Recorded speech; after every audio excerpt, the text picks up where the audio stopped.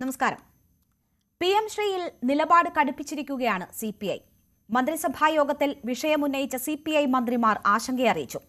കുട്ടികൾക്ക് കിട്ടേണ്ട ഫണ്ടാണെന്നും വെറുതെ 1466 കോടി രൂപ കളയേണ്ട കാര്യമില്ലെന്നും വാർത്താസമ്മേളനത്തിൽ പറഞ്ഞ വിദ്യാഭ്യാസ മന്ത്രിക്കെതിരെ CPM ദേശീയ സെക്രട്ടറി MA ബേബിയുടെ വാക്കുകളാണ് CPI പിടിവള്ളിയാക്കുന്നത്. പദ്ധതി ഇടത് സർക്കാർ നടപ്പാക്കില്ലെന്നും ഇക്കാര്യത്തിൽ MA ബേബി നിലപാട് വ്യക്തമാക്കിയിട്ടുണ്ടെന്നും CPI സംസ്ഥാന സെക്രട്ടറി ബിനോയ് വിശ്വം പ്രതികരിക്കുന്നു. അതേസമയം പദ്ധതിയുമായി സഹകരിക്കുന്നത് CPM BJP ബന്ധത്തിനുദാഹരണമായി KC വേണുഗോപാലും ലീഗും ആരോപിക്കുമ്പോൾ ഫണ്ട് വാങ്ങുന്നതിൽ തെറ്റില്ലെന്ന നിലപാടാണ് പ്രതിപക്ഷ നേതാവിന്. തെരഞ്ഞെടുപ്പിലേക്ക് നീങ്ങുമ്പോൾ PM ശ്രീ സർക്കാരിന് തലവേദനയാകുന്നു. പറഞ്ഞ നയങ്ങൾ വിഴുങ്ങി PM ശ്രീക്ക് വഴങ്ങുമോ സർക്കാർ? CPI വിമർശനം എവിടെ വരെയെത്തും? ഈ വിഷയമാണ് നമ്മൾ ഇന്ന് പരിശോധിക്കുന്നത്. ഈ ചർച്ചയിൽ എനിക്കൊപ്പം ഡോക്ടർ N ജയരാജ്, ഇടത് സഹയാത്രികൻ, ശ്രീ വസന്ത് തെങ്ങുംപള്ളി, കോൺഗ്രസ് പ്രതിനിധി, ശ്രീ ശ്യാം രാജ്, BJP പ്രതിനിധി, M ഷാജിർ ഖാൻ, വിദ്യാഭ്യാസ പ്രവർത്തകൻ എന്നിവരാണ് ചർച്ചയിൽ പങ്കെടുക്കുന്നത്. ശ്രീ M ഷാജിർ ഖാൻ, നോക്കൂ, ഇത് സർക്കാരിന്റെ നയം മാറ്റമാണോ അതോ സാമ്പത്തിക പ്രതിസന്ധിയിൽ കേന്ദ്രം ഞെരുക്കുമ്പോൾ സർക്കാർ PM ശ്രീ നടപ്പാക്കാൻ നിർബന്ധിതമാകുന്നതാണോ? എന്താണ് താങ്കൾക്ക് ഈ സാഹചര്യത്തെ എങ്ങനെയാണ് താങ്കൾ നോക്കിക്കാണുന്നത്? ഈ സാഹചര്യം വളരെ അപലപനീയമാണ്. ഒരു ഇടതുപക്ഷ സർക്കാർ ഒരിക്കലും ചെയ്തുകൂടാത്ത ഒരു വലിയ പാതകമാണ് ഇടതുപക്ഷ ജനാധിപത്യ മുന്നണി എന്ന ബോർഡ് വെച്ച ഈ സർക്കാർ ചെയ്തുകൊണ്ടിരിക്കുന്നത്. പുതിയ ദേശീയ വിദ്യാഭ്യാസ നയം നടപ്പാക്കാനുള്ള ഒരു പദ്ധതിയാണ് യഥാർത്ഥത്തിൽ ഈ PM ശ്രീ പദ്ധതി എന്ന് പറയുന്നത്. അപ്പോൾ അത് കേന്ദ്ര സർക്കാർ ആവിഷ്കരിക്കുന്നതും കേന്ദ്ര സർക്കാർ അതിൻ്റെ ബോധനശാസ്ത്രം, അതിൻ്റെ കരിക്കുലം, അതിൻ്റെ സിലബി, ഈ കാര്യങ്ങളൊക്കെ തന്നെ കേന്ദ്ര ഗവൺമെൻറ് അവരുടെ രാഷ്ട്രീയ അജണ്ടയ്ക്ക് അനുസരിച്ച് തീരുമാനിച്ച് നടപ്പാക്കുന്ന ഒരു ഫെഡറലിസത്തിൻ്റെ എല്ലാ തത്വങ്ങളെയും കാറ്റിൽ പറത്തുന്ന സംസ്ഥാനത്തെ 332, ഇപ്പോൾ കേരളത്തെ സംബന്ധിച്ചാണെങ്കിൽ 332 സ്കൂളുകൾ കേന്ദ്ര സർക്കാരിൻ്റെ ഈ സ്കീമിലേക്ക് വന്നാൽ ആ സ്കൂളിൻ്റെ മുഴുവൻ നടത്തിപ്പും അതിൻ്റെ അധികാരവും കേന്ദ്ര ഗവൺമെൻറ്റിലേക്ക് വരുന്ന ഒരു ട്രാൻസ്ഫോർമേഷനാണ്. അപ്പോൾ അത് അങ്ങനെ ഒരു കാര്യത്തിന്, അങ്ങനെ ഒരു എന്താ പറയുക, നമ്മുടെ സമൂഹത്തിൻ്റെ വിദ്യാഭ്യാസത്തിൻ്റെ സകലമാന തത്വങ്ങൾക്കും വിരുദ്ധമായിട്ടുള്ള, ജനാധിപത്യ വിരുദ്ധമായിട്ടുള്ള ഒരു നടപടിക്ക് കൂട്ടുനിൽക്കുന്നു. പകരം 1000-ലേറെ കോടി രൂപ അതിന് പകരമായി കേന്ദ്ര ഗവൺമെൻറ് കൊടുക്കും. അപ്പോൾ പണം വാങ്ങി യഥാർത്ഥത്തിൽ നമ്മുടെ പൊതുവിദ്യാലയത്തെ ഈ പറയുന്ന സംഘപരിവാറിൻ്റെ അജണ്ടയ്ക്ക് തീരെഴുതുകയാണ് യഥാർത്ഥത്തിൽ സംസ്ഥാന സർക്കാർ ചെയ്തിരിക്കുന്നത്. ആ സംസ്ഥാന സർക്കാർ എന്ന് പറയുമ്പോൾ സംസ്ഥാന സർക്കാരിനെ പോലും വിശ്വാസത്തിലെടുക്കാൻ, അതിൻ്റെ മന്ത്രിസഭയെ വിശ്വാസത്തിലെടുക്കാൻ പോലും ഈ ഗവൺമെൻറ്റിന് കഴിഞ്ഞിട്ടില്ല. കാരണം ആ ഗവൺമെൻറ്റിലെ അതിലെ ഘടകകക്ഷിയായിട്ടുള്ള CPI ഉൾപ്പെടെയുള്ളവർ ശക്തമായ വിയോജിപ്പ് നേരത്തെ രേഖപ്പെടുത്തിയിട്ടുണ്ട്. അത് ശരിയാണ് താനും. അവർ പറഞ്ഞിരിക്കുന്ന കാര്യങ്ങൾ ഇത് വളരെ വർഗീയമായ അജണ്ട മാത്രമല്ലല്ലോ. PM ശ്രീ എന്ന് പറയുമ്പോൾ എന്താ പറയുക, അതിൽ സെൻട്രലൈസേഷനാണ്, കേന്ദ്രീകരണമാണ്. തീർച്ചയായും ശ്രീ ഷാജിർ ഖാൻ, നോക്കൂ, CPI എതിർപ്പുയർത്തുന്നുണ്ട്. CPM-ഉം പറഞ്ഞു വന്നത് ഈ ദേശീയ വിദ്യാഭ്യാസ പദ്ധതിക്കെതിരായിട്ടുള്ള നിലപാടുകൾ തന്നെയാണ്. ഇപ്പോഴും പറയുന്നത് PM ശ്രീയുമായി ബന്ധപ്പെട്ടുള്ള പണം വാങ്ങും, പക്ഷേ നയത്തിൽ യാതൊരു മാറ്റവും വരുത്തില്ല എന്നതാണ്. പക്ഷേ അത് എത്രമാത്രം പ്രായോഗികം എന്നത് സംശയമാണ്. അതവിടെ നിൽക്കട്ടെ. പക്ഷേ പറഞ്ഞു വന്ന നയങ്ങൾ CPM-നും CPI-ക്കും ഒന്നാണ് എന്ന് നമുക്കറിയാം. പക്ഷേ ഇവിടെ വിദ്യാഭ്യാസ മന്ത്രി തന്നെ പറയുന്നു 1466 കോടി രൂപ വിദ്യാഭ്യാസ മേഖലയിൽ കേരളത്തിന് അവകാശപ്പെട്ടത്, കേരളത്തിന് കിട്ടേണ്ട സർവശിക്ഷാ അഭിയാനുമായി ബന്ധപ്പെട്ട ഫണ്ട് പോലും കേന്ദ്രം പിടിച്ചു വച്ചിരിക്കുകയാണ്. ഇതുമായി ബന്ധപ്പെട്ടതല്ലാത്ത ഫണ്ട് പോലും പിടിച്ചു വെക്കുന്നു. നമ്മുടെ വിദ്യാർത്ഥികൾക്ക് ഉപകാരപ്പെടേണ്ട, അവരുടെ വിദ്യാഭ്യാസ പ്രവർത്തനങ്ങൾക്ക് ഉപയോഗിക്കേണ്ട ഫണ്ട് തടഞ്ഞു വെച്ച് കേരളത്തെ നിർബന്ധിതമാക്കുന്നു കേന്ദ്ര സർക്കാർ ഇതിന് എന്ന ഒരു സാഹചര്യം കാണാതെ പോകുന്നുണ്ടോ വിമർശനം ഉന്നയിക്കുന്നവർ? അല്ല, അതിൽ തന്നെ അപകടം ഒളിഞ്ഞിരിപ്പുണ്ടല്ലോ. അങ്ങനെ നിർബന്ധിക്കുന്നു എന്ന് പറഞ്ഞാൽ, അങ്ങനെ നിർബന്ധിച്ച് അവരുടെ അജണ്ട അടിച്ചേൽപ്പിക്കാൻ ശ്രമിക്കുമ്പം അതിന് പിന്നെ കീഴ്വഴങ്ങി കൊടുക്കുന്നു അല്ലെങ്കിൽ കീഴടങ്ങി കൊടുക്കുന്നു എന്ന് പറഞ്ഞാൽ അതെത്ര അപമാനകരമാണ്. അങ്ങനെയാണെങ്കിൽ ഇടതുപക്ഷ സർക്കാർ അല്ലാത്ത തമിഴ്നാട്ടിൽ MK സ്റ്റാലിൻ്റെ സർക്കാർ ഈ പദ്ധതിയിൽ 10,000 കോടി രൂപ നിങ്ങൾ തരാമെന്ന് പറഞ്ഞാലും ഒപ്പിടില്ല എന്ന് പറയുന്നല്ലോ. അപ്പോൾ നമ്മളത് എന്തുകൊണ്ട് കാണാതെ പോകുന്നത്? അപ്പോൾ ഇടതുപക്ഷം എന്ന് പറയുന്ന സർക്കാരിന് അതുപോലും പറയാനുള്ള, അത്ര പോലുമുള്ള നിലവാരമില്ല എന്ന് പറഞ്ഞാൽ അതെത്ര പരിതാപകരമാണ്. ബംഗാൾ ഗവൺമെൻറ് ഇടതുപക്ഷ സർക്കാരല്ലല്ലോ, പക്ഷേ അവർ ഇത് നടപ്പിലാക്കില്ല എന്ന് പറയുകയാണ്. അപ്പോൾ കേന്ദ്ര സർക്കാരിൻ്റെ സ്വേച്ഛാധിപത്യപരമായ അല്ലെങ്കിൽ വർഗീയമായ അജണ്ടകൾക്ക് കീഴടങ്ങില്ല എന്ന് പ്രഖ്യാപിക്കുന്ന സംസ്ഥാനങ്ങൾ ഇപ്പോഴും നമ്മുടെ നാട്ടിലുണ്ട്. പക്ഷേ ഇടതുപക്ഷ ബോർഡ് വയ്ക്കുന്ന ദേശീയ വിദ്യാഭ്യാസ നയത്തെ എതിർക്കുന്നു എന്ന് പറയുന്ന ആളുകൾ പക്ഷേ ദേശീയ വിദ്യാഭ്യാസ നയം അച്ചിട്ട രീതിയിൽ നടപ്പാക്കിക്കൊണ്ടിരിക്കുകയാണ്. അത് PM ശ്രീ സ്കൂൾ പ്രോജക്റ്റ് മാത്രമല്ല, ഇപ്പോൾ 4 ഇയർ ഡിഗ്രി കോഴ്സ് ദേശീയ വിദ്യാഭ്യാസ നയമാണ്, ഓട്ടോണമസ് കോളേജുകൾ ദേശീയ വിദ്യാഭ്യാസ നയമാണ്. എല്ലാം ഈ ദേശീയ വിദ്യാഭ്യാസ നയവുമായി ബന്ധപ്പെട്ട മുഴുവൻ കാര്യങ്ങളും നടപ്പാക്കിക്കൊണ്ടേയിരിക്കുകയാണല്ലോ. സ്വകാര്യ സർവകലാശാലകൾ ആരംഭിക്കുന്നത് ദേശീയ വിദ്യാഭ്യാസ നയമല്ലേ? PM ശ്രീ സ്കൂൾ പ്രോജക്റ്റ് അതിൻ്റെ മെമ്മോറണ്ടം ഓഫ് അണ്ടർസ്റ്റാൻഡിങ്ങിലെ ആദ്യത്തെ വാചകം തന്നെ ദേശീയ വിദ്യാഭ്യാസ നയം നടപ്പിലാക്കും സംസ്ഥാനങ്ങൾ. അതാണ് അതിൻ്റെ ഒന്നാമത്തെ വ്യവസ്ഥ. കരാറിലെ ഒന്നാമത്തെ വ്യവസ്ഥ തന്നെ അതാണ്. അത് നമ്മൾ പുറത്തു വന്ന് നമ്മളത് കണ്ടതാണല്ലോ. എന്തിന് ഈ പറയുന്ന guideline PM Shri school പ്രോജക്റ്റിനെ സംബന്ധിച്ച് പുറത്തിറക്കിയിട്ടുള്ള ഗൈഡ് ലൈനിൽ കൃത്യമായി പറയുന്നത് ആദ്യത്തെ വരി വായിച്ചു നോക്കൂ. അതിൽ എഴുതിയിരിക്കുന്ന ദേശീയ വിദ്യാഭ്യാസ നയം നടപ്പാക്കാൻ, പൂർണ്ണമായി നടപ്പാക്കാൻ, അതിനെ സ്ട്രെങ്തൻ ചെയ്യാനാണ് PM ശ്രീ സ്കൂൾ പ്രോജക്റ്റ് കൊണ്ടുവരുന്നത്. അപ്പോൾ പ്രധാനമന്ത്രി എന്ന് പേരിട്ട പ്രധാനമന്ത്രിയുടെ പേരിൽ കൊണ്ടുവരുന്ന പ്രധാനമന്ത്രിയുടെ പടം വെക്കണമോ വേണ്ടയോ എന്നൊക്കെയുള്ളത് അപ്രസക്തമായ കാര്യങ്ങളാണ്. അതൊന്നും ഏറ്റവും പ്രധാനപ്പെട്ട കാര്യമല്ല. പക്ഷേ കണ്ടൻറ്റാണ് പ്രധാനം. അതിൻ്റെ സിലബസ് നിശ്ചയിക്കുന്നത് ആരാണ്? അതിൻ്റെ കരിക്കുലം നിശ്ചയിക്കുന്നത് ആരാണ്? അവിടുത്തെ അധ്യാപക നിയമനം നടത്തുന്ന ആരാണ്? ആ സ്കൂളിൻ്റെ അതിൽ സംസ്ഥാനങ്ങൾക്ക് ഒരു അവകാശം ഉണ്ടാവത്തില്ല. സംസ്ഥാന വിദ്യാഭ്യാസ വകുപ്പിന് അവർക്ക് അത്തരം കാര്യങ്ങൾ ഇടപെടാനേ പറ്റില്ല. അത് കൃത്യമായി പറഞ്ഞിട്ടുണ്ട്. അതിൻ്റെ പെഡഗോജി സംബന്ധിച്ച് പോലും ആ കാര്യങ്ങളൊക്കെ തന്നെ തീരുമാനിക്കുന്നത് കേന്ദ്ര ഗവൺമെൻറ്റും കേന്ദ്ര വിദ്യാഭ്യാസ വകുപ്പുമായിരിക്കും.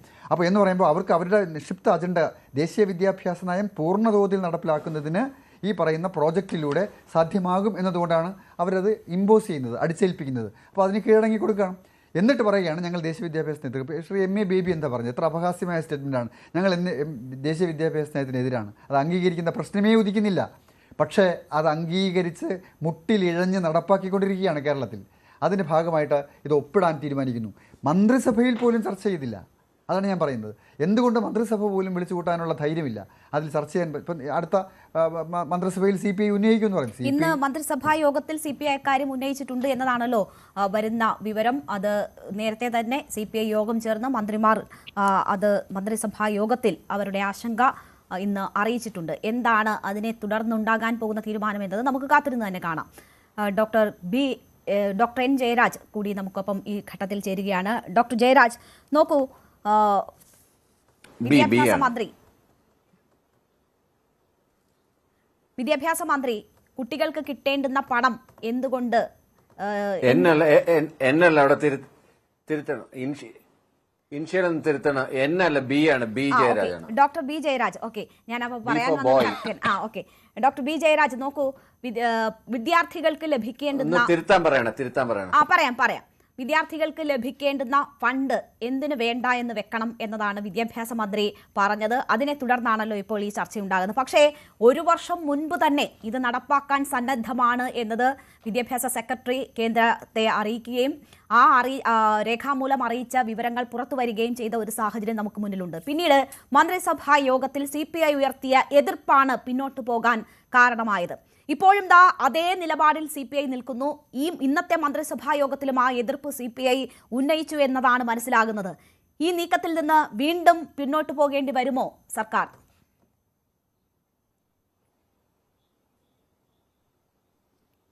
ഇതിനകത്ത് നമ്മൾ ആദ്യമേ മനസ്സിലാക്കേണ്ടതെന്ന് വെച്ച് കഴിഞ്ഞാൽ, ഈ UPA സർക്കാരിന്റെ കാലത്ത് ഒരു മുസ്ലിം വിദ്യാർത്ഥികൾക്കൊരു സ്കോളർഷിപ്പ് ഏർപ്പെടുത്തിയിരുന്നു. ആ നരേന്ദ്രമോദി അന്ന് ഗുജറാത്ത് മുഖ്യമന്ത്രിയാണ്. ഇത്തരം നരേന്ദ്രമോദി എടുത്ത തീരുമാനം എന്താണെന്ന് വെച്ചാൽ, ഈ സ്കോളർഷിപ്പ് ഞങ്ങൾക്ക് വേണ്ട. അദ്ദേഹം കാണിച്ചിട്ടുള്ള ഒരു മണ്ടത്തരം നമ്മളിവിടെ കാണിക്കണം. അതാണ് പ്രസക്തമായ ചോദ്യം. ഇതിനകത്ത് നമ്മൾ സൈൻ ചെയ്തില്ല എന്നുണ്ടെങ്കിൽ നമുക്ക് മറ്റേ SSAക്ക് കിട്ടാനുള്ള പൈസയൊന്നും കിട്ടത്തില്ല. 1400 കോടി രൂപയോളം ഉണ്ട്. അത് ആർക്കാണ് നഷ്ടം വരുന്നത്? നമ്മുടെ കുട്ടികൾക്കാണ് നഷ്ടം വരുന്നത്. ഈ പറഞ്ഞത് കണക്കല്ല, ദേശീയ വിദ്യാഭ്യാസ നയം അതേപടിയൊന്നും ഇവിടെ നടപ്പിലാക്കില്ല. ദേശീയ വിദ്യാഭ്യാസ നയം നടപ്പിലാക്കിയേ പറ്റൂ. കാര്യം രാജ്യം മുഴുവൻ അങ്ങനെ പോവുകയാണ്. നമുക്ക് വേറിട്ടൊരു തുരുത്തായൊന്നും ഫൈറ്റ് ചെയ്യാനൊന്നും പറ്റില്ല. ഈവൻ കർണാടകയിലാണെങ്കിലും ശരി, കോൺഗ്രസ് ഭരിക്കുന്ന തെലങ്കാനയിലാണെങ്കിലും ശരി, എല്ലായിടത്തും ഇത് ഓൾറെഡി സൈൻ ചെയ്ത് കഴിഞ്ഞതാണ്. കോൺഗ്രസ്സുകാർ ഇതിനെക്കുറിച്ച് പറയുമ്പോൾ അതും കൂടെ ഒന്ന് ആലോചിക്കണം. പിന്നെ ഇതൊക്കെ എവിടെയാണ് തുടങ്ങിയെന്ന് നോക്കിക്കഴിഞ്ഞാൽ, അടിയന്തരാവസ്ഥയെ തുടർന്ന് 76 നടക്കുന്ന അമെന്റ്മെന്റ്, കോൺസ്റ്റിറ്റ്യൂഷണൽ അമെന്റ്മെന്റിലാണ് സ്റ്റേറ്റ് ലിസ്റ്റിൽ ഇന്നത് കൺകറന്റ് ലിസ്റ്റിലോട്ട് മാറ്റുന്നത്. കൺകറന്റ് ലിസ്റ്റിൽ വന്നു കഴിഞ്ഞാലുള്ള കുഴപ്പം എന്താണ്? ഒരു തർക്കം ഉണ്ടായിക്കഴിഞ്ഞാൽ കേന്ദ്ര സർക്കാരിനാണ് അതിന്റെ തീരുമാനം എടുക്കാനുള്ള അവകാശം ഉണ്ടാവുക. അതുകൊണ്ട് കൺകറന്റ് ലിസ്റ്റിലേക്ക് ഇത് മാറ്റപ്പെട്ടപ്പോഴത്തേക്കും, സ്റ്റേറ്റ് ലിസ്റ്റ് ചെയ്ത് പോയപ്പോഴത്തേക്കും ആ അധികാരങ്ങളാണ് ഇപ്പോഴവരെടുത്ത് ഉപയോഗിക്കുന്നത്. ആ അധികാരം ഉപയോഗിച്ചുകൊണ്ട് സംസ്ഥാനങ്ങളുടെ മേലിൽ അവരുടെ നയങ്ങൾ നടപ്പിലാക്കാൻ ശ്രമിക്കുകയാണ്. NCERTയുടെ പുസ്തകങ്ങളിൽ മുഗൾ എംപയറിന്റെ പാഠഭാഗം ഒഴിവാക്കി, അതുപോലെ മഹാത്മാഗാന്ധിയുടെ ഭാഗങ്ങൾ ഒഴിവാക്കി. അപ്പോൾ കേരളം എന്താ ചെയ്തത്? കേരളം ബദൽ സംവിധാനത്തിലൂടെ നമ്മുടെ ടെക്സ്റ്റ് ബുക്കുകളിൽ ഇത് അടിക്കുകയും അതിനോടൊപ്പം തന്നെ കരിക്കുലത്തിൽ ഇത് ഉൾപ്പെടുത്തുകയും ചെയ്യുകയാണ് ചെയ്തത്. അങ്ങനെയാണ് നമ്മൾ ചെറുത്തുനിൽപ്പുകൾ നടത്തുന്നത്. തമിഴ്നാടിനും ബംഗാളിനും ഈ PM ശ്രീ പ്രോജക്റ്റിൽ ഒപ്പിടാൻ പറ്റില്ല എന്ന നിലപാടെടുക്കാൻ വിദ്യാഭ്യാസം കൺകറന്റ് ലിസ്റ്റിലാണ്. പക്ഷെ തമിഴ്നാടും ബംഗാളും എന്തുകൊണ്ടാണ് അവർക്കത് കഴിയുന്നത്? കേരളം ഇടതുപക്ഷം എന്ന് പറയുന്ന ഈ സർക്കാർ ഭരിക്കുന്ന ഈ സംസ്ഥാനത്ത് ദേശീയ വിദ്യാഭ്യാസ നയം നടപ്പിലാക്കാം എന്ന് പറയുന്ന ഒരു മെമ്മോറണ്ടം ഓഫ് അണ്ടർസ്റ്റാൻഡിങ്ങിൽ ഒപ്പുവെക്കുന്നത് എന്തടിസ്ഥാനത്തിലാണ്? ഞാൻ പറഞ്ഞുതരാം. തമിഴ്നാടിനെയും ബംഗാളിനെയും സംബന്ധിച്ചിടത്തോളം ലാർജർ സ്റ്റേറ്റ്സ് ആണ്. അവരുടെ റവന്യൂ ഭയങ്കര കൂടുതലാണ്. ഇതുപോലെ നിരന്തരമായിട്ട് കേരളത്തിനെ പീഡിപ്പിക്കുന്നത് പോലെ, കേരളത്തിന് ഫണ്ട് വെട്ടിക്കുറയ്ക്കുന്നത് പോലെ എല്ലാ കാര്യങ്ങളിലും പിടിയേർപ്പെടുന്നതാണ് പോലെ തമിഴ്നാട്ടിലും ബംഗാളിലും, മമതാ ബാനർജിയുടെ ബംഗാളിലും, MK സ്റ്റാലിന്റെ തമിഴ്നാട്ടിലും അത് ചെയ്യാറില്ലാതെ അവർക്ക് ചെയ്യാൻ സാധിക്കത്തുമില്ല. അവർ ദേശീയ വിദ്യാഭ്യാസ നയത്തിന് തമിഴ്നാട് എന്തിനാണ് എതിർക്കുന്നത്? 86-ലും ഒന്നും തന്നെ തമിഴ്നാട് പോയിന്റിലാണ് തമിഴ്നാടുള്ള വികാരം. വിദ്യാഭ്യാസ നയങ്ങൾ മാറ്റിയിരുന്നില്ല. അവർ അതേ നിലപാടിൽ ഇപ്പോഴും ഉറച്ചു നിൽക്കുന്നു ശ്രീ ജയരാജ്. പക്ഷെ നോക്കൂ, അപ്പോൾ അവർക്ക് മാത്രമേ പറ്റുള്ളൂ, ഞങ്ങൾക്കത് പറ്റില്ല എന്നതാണ് താങ്കൾ പറഞ്ഞു വെക്കുന്നത്. വിദ്യാഭ്യാസ മന്ത്രി പറഞ്ഞ കാര്യം ചോദിക്കുമ്പോഴും ഭാവിയിൽ അങ്ങനെ വേണ്ടി വരും എന്ന് പറയുകയാണ്. പക്ഷെ എന്തുകൊണ്ടാണ് വിദ്യാഭ്യാസ മന്ത്രി ഈ ഫണ്ട് വാങ്ങും ഞങ്ങൾ, പക്ഷെ നയം മാറ്റില്ല എന്ന് തെറ്റിദ്ധരിപ്പിക്കുന്ന വിധം ഒരു ന്യായീകരണം കണ്ടെത്തുന്നത് എന്തുകൊണ്ടാണ്? അങ്ങനെയാണെങ്കിൽ ഞങ്ങൾക്ക് പിടിച്ചു നിൽക്കാൻ പറ്റുന്നില്ല, ഞങ്ങൾക്ക് കേന്ദ്ര നയം അംഗീകരിച്ചേ മുന്നോട്ട് പോകാൻ പറ്റുള്ളൂ, ഞങ്ങൾ ചെറിയ സ്റ്റേറ്റ് ആണ്, ഞങ്ങൾക്ക് അതിനുള്ള കെൽപ്പേ ഉള്ളൂ, അതുകൊണ്ട് ഞങ്ങൾ അംഗീകരിക്കുന്നു ഇത് എന്നാണല്ലോ പറയേണ്ടത്.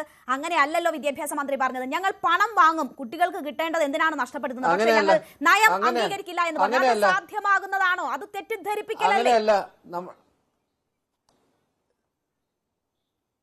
അല്ല, തീർച്ചയായിട്ടും അല്ല രേണുക. നമ്മൾ മനസ്സിലാക്കേണ്ടതെന്ന് വെച്ച് കഴിഞ്ഞാൽ, ഞാൻ നേരത്തെ NCERT ടെക്സ്റ്റ് ബുക്കിനകത്ത് വന്നിട്ടുള്ള അത് ഇവിടെ പഠിപ്പിക്കാനായിട്ട് വന്നപ്പോൾ നമ്മൾ ചെയ്ത സ്റ്റേറ്റ് ഗവൺമെന്റ് എങ്ങനെയാണ് കോൺസ്റ്റിറ്റ്യൂഷൻ അതിനകത്ത് ഉൾപ്പെടുത്തിയത്, ഗവർണറുടെ അധികാരത്തിനെ കുറിച്ചുള്ള പാഠഭാഗം അതിനകത്ത് ഉൾപ്പെടുത്തിയത്, അതുപോലെ തന്നെ നമ്മൾക്ക് ആവശ്യമുള്ള കരിക്കുലം നമ്മൾ ഉണ്ടാക്കും.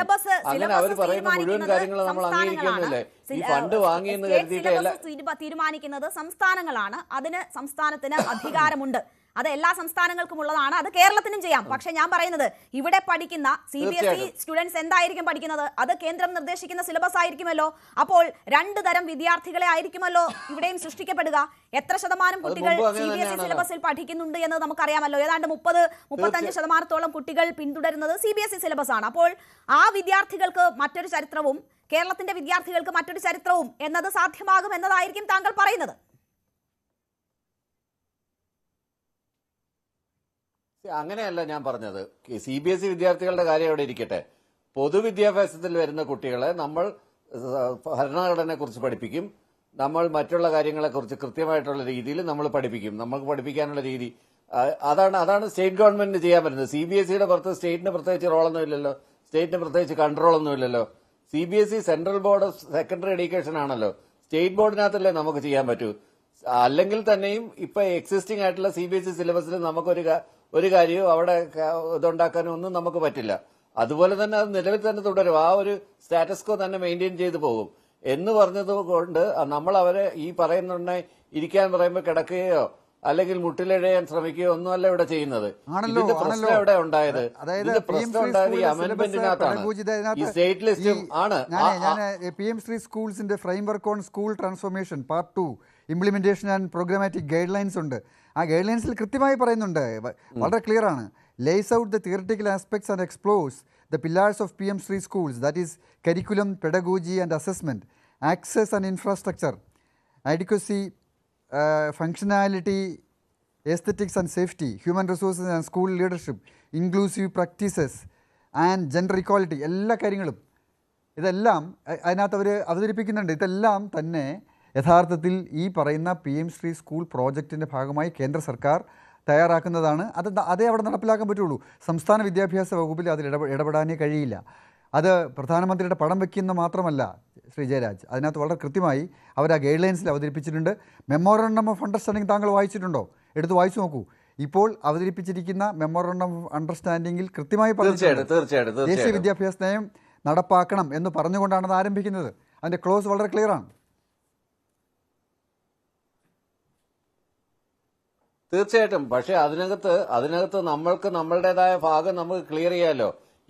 ഇത് MOU സൈൻ ചെയ്തു എന്ന് പറഞ്ഞിട്ട് അവർ പറയുന്ന എല്ലാ കാര്യങ്ങളും നമ്മൾ നടപ്പിലാക്കണമെന്നില്ല. ഉദാഹരണത്തിന് ലൈഫ് പദ്ധതിയിൽ നമ്മൾ വീടിന് 80,000 രൂപ മേടിക്കുമ്പോൾ അവിടെ ഈ പറഞ്ഞ കേന്ദ്രത്തിന്റെ ചിഹ്നം എങ്ങനെ പറയാൻ പറ്റും? MOU സൈൻ ചെയ്തിട്ട് അതിലെ NEP നടപ്പിലാക്കില്ല എന്നൊന്നും ആരും പറഞ്ഞില്ല.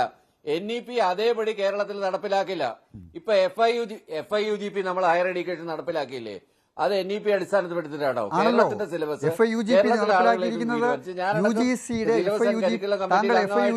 കരിക്കുലം കണ്ടിട്ടുണ്ടോ? FIUGPയുടെ കേരളത്തിൽ അവതരിപ്പിച്ചിരിക്കുന്ന FIUGPയുടെ കരിക്കുലം നിങ്ങൾ വായിച്ചു നോക്കൂ.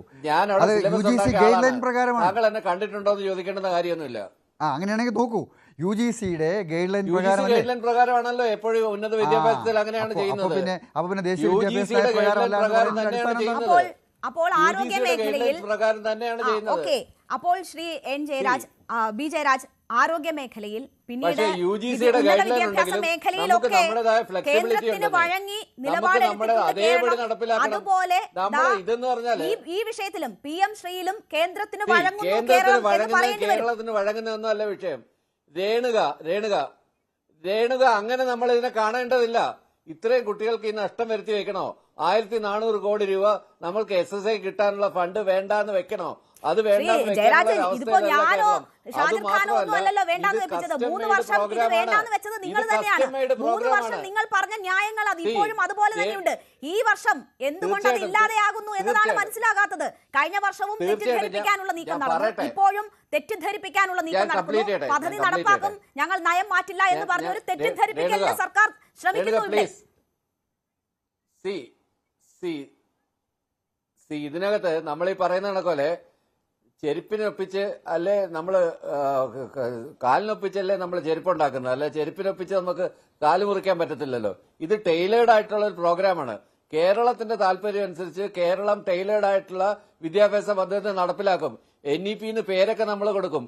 എല്ലാ കാര്യങ്ങളും അതുപോലെയാണോ FIUGPയിൽ നടപ്പിലാക്കിയിരിക്കുന്നത്. നമുക്ക് നമ്മുടേതായ ഫ്ലെക്സിബിലിറ്റി ഉണ്ട്. ആ ഫ്ലെക്സിബിലിറ്റിക്കകത്ത് നിന്നുകൊണ്ട് തന്നെ നമ്മൾ മാറ്റങ്ങൾ വരുത്തിയിട്ട് തന്നെയാണ് സിലബസ് എല്ലാം ചെയ്തിരിക്കുന്നത്. അല്ലാതെ കേന്ദ്രം പറയുന്ന അതേപടി സിലബസ് നമ്മൾ ഉൾപ്പെടുത്തിയിട്ടൊന്നുമില്ല. അതേപടി ഉൾപ്പെടുത്തുകയാണെങ്കിൽ നമ്മൾ എന്തെല്ലാം ഇവിടെ പഠിപ്പിക്കേണ്ടി വന്നേരം, നമ്മുടെ സയൻസ് ആൻഡ് ടെക്നോളജിയൊക്കെ എടുത്ത് മാറ്റി വെക്കേണ്ടി വന്നേനെ. ആ രീതിയിലുള്ള സിലബസാണ് അവർ വിഭാവനം ചെയ്യുന്നത്. IITയിലാണെങ്കിലും മറ്റ് ഹയർ എഡ്യൂക്കേഷൻ ഇൻസ്റ്റിറ്റ്യൂട്ട്സിലാണെങ്കിലും JNUവിലായാലും ഒക്കെ നിരന്തരമായ ഇടപെടൽ നടത്തിക്കൊണ്ടിരിക്കുക. കാവ്യവൽക്കരണത്തിന്റെ ശ്രമങ്ങളെ അവിടെ എല്ലാ ആളുകൾ എതിർത്ത് തോൽപ്പിക്കുന്നുണ്ട്. അവിടെയെല്ലാം ഈ ഫ്രെയിംവർക്ക് ഇല്ലേ, അവിടെയെല്ലാം ഫൈറ്റ് ചെയ്യുന്നില്ലേ? ശരി, അങ്ങനെയാണെങ്കിൽ എന്തുകൊണ്ടാണ് ഇത് നിങ്ങളുടെ ഘടകകക്ഷിയായ CPIക്ക് പോലും ബോധ്യമാകാത്തത് എന്ന ഒരു ചോദ്യം കൂടി ഉണ്ടല്ലോ. ഘടകകക്ഷിയായ CPIയെ കൂടി എന്തുകൊണ്ട് ഇത് ബോധ്യപ്പെടുത്താൻ പറ്റുന്നില്ല CPMന് എന്ന ഒരു ചോദ്യം കൂടിയുണ്ട്.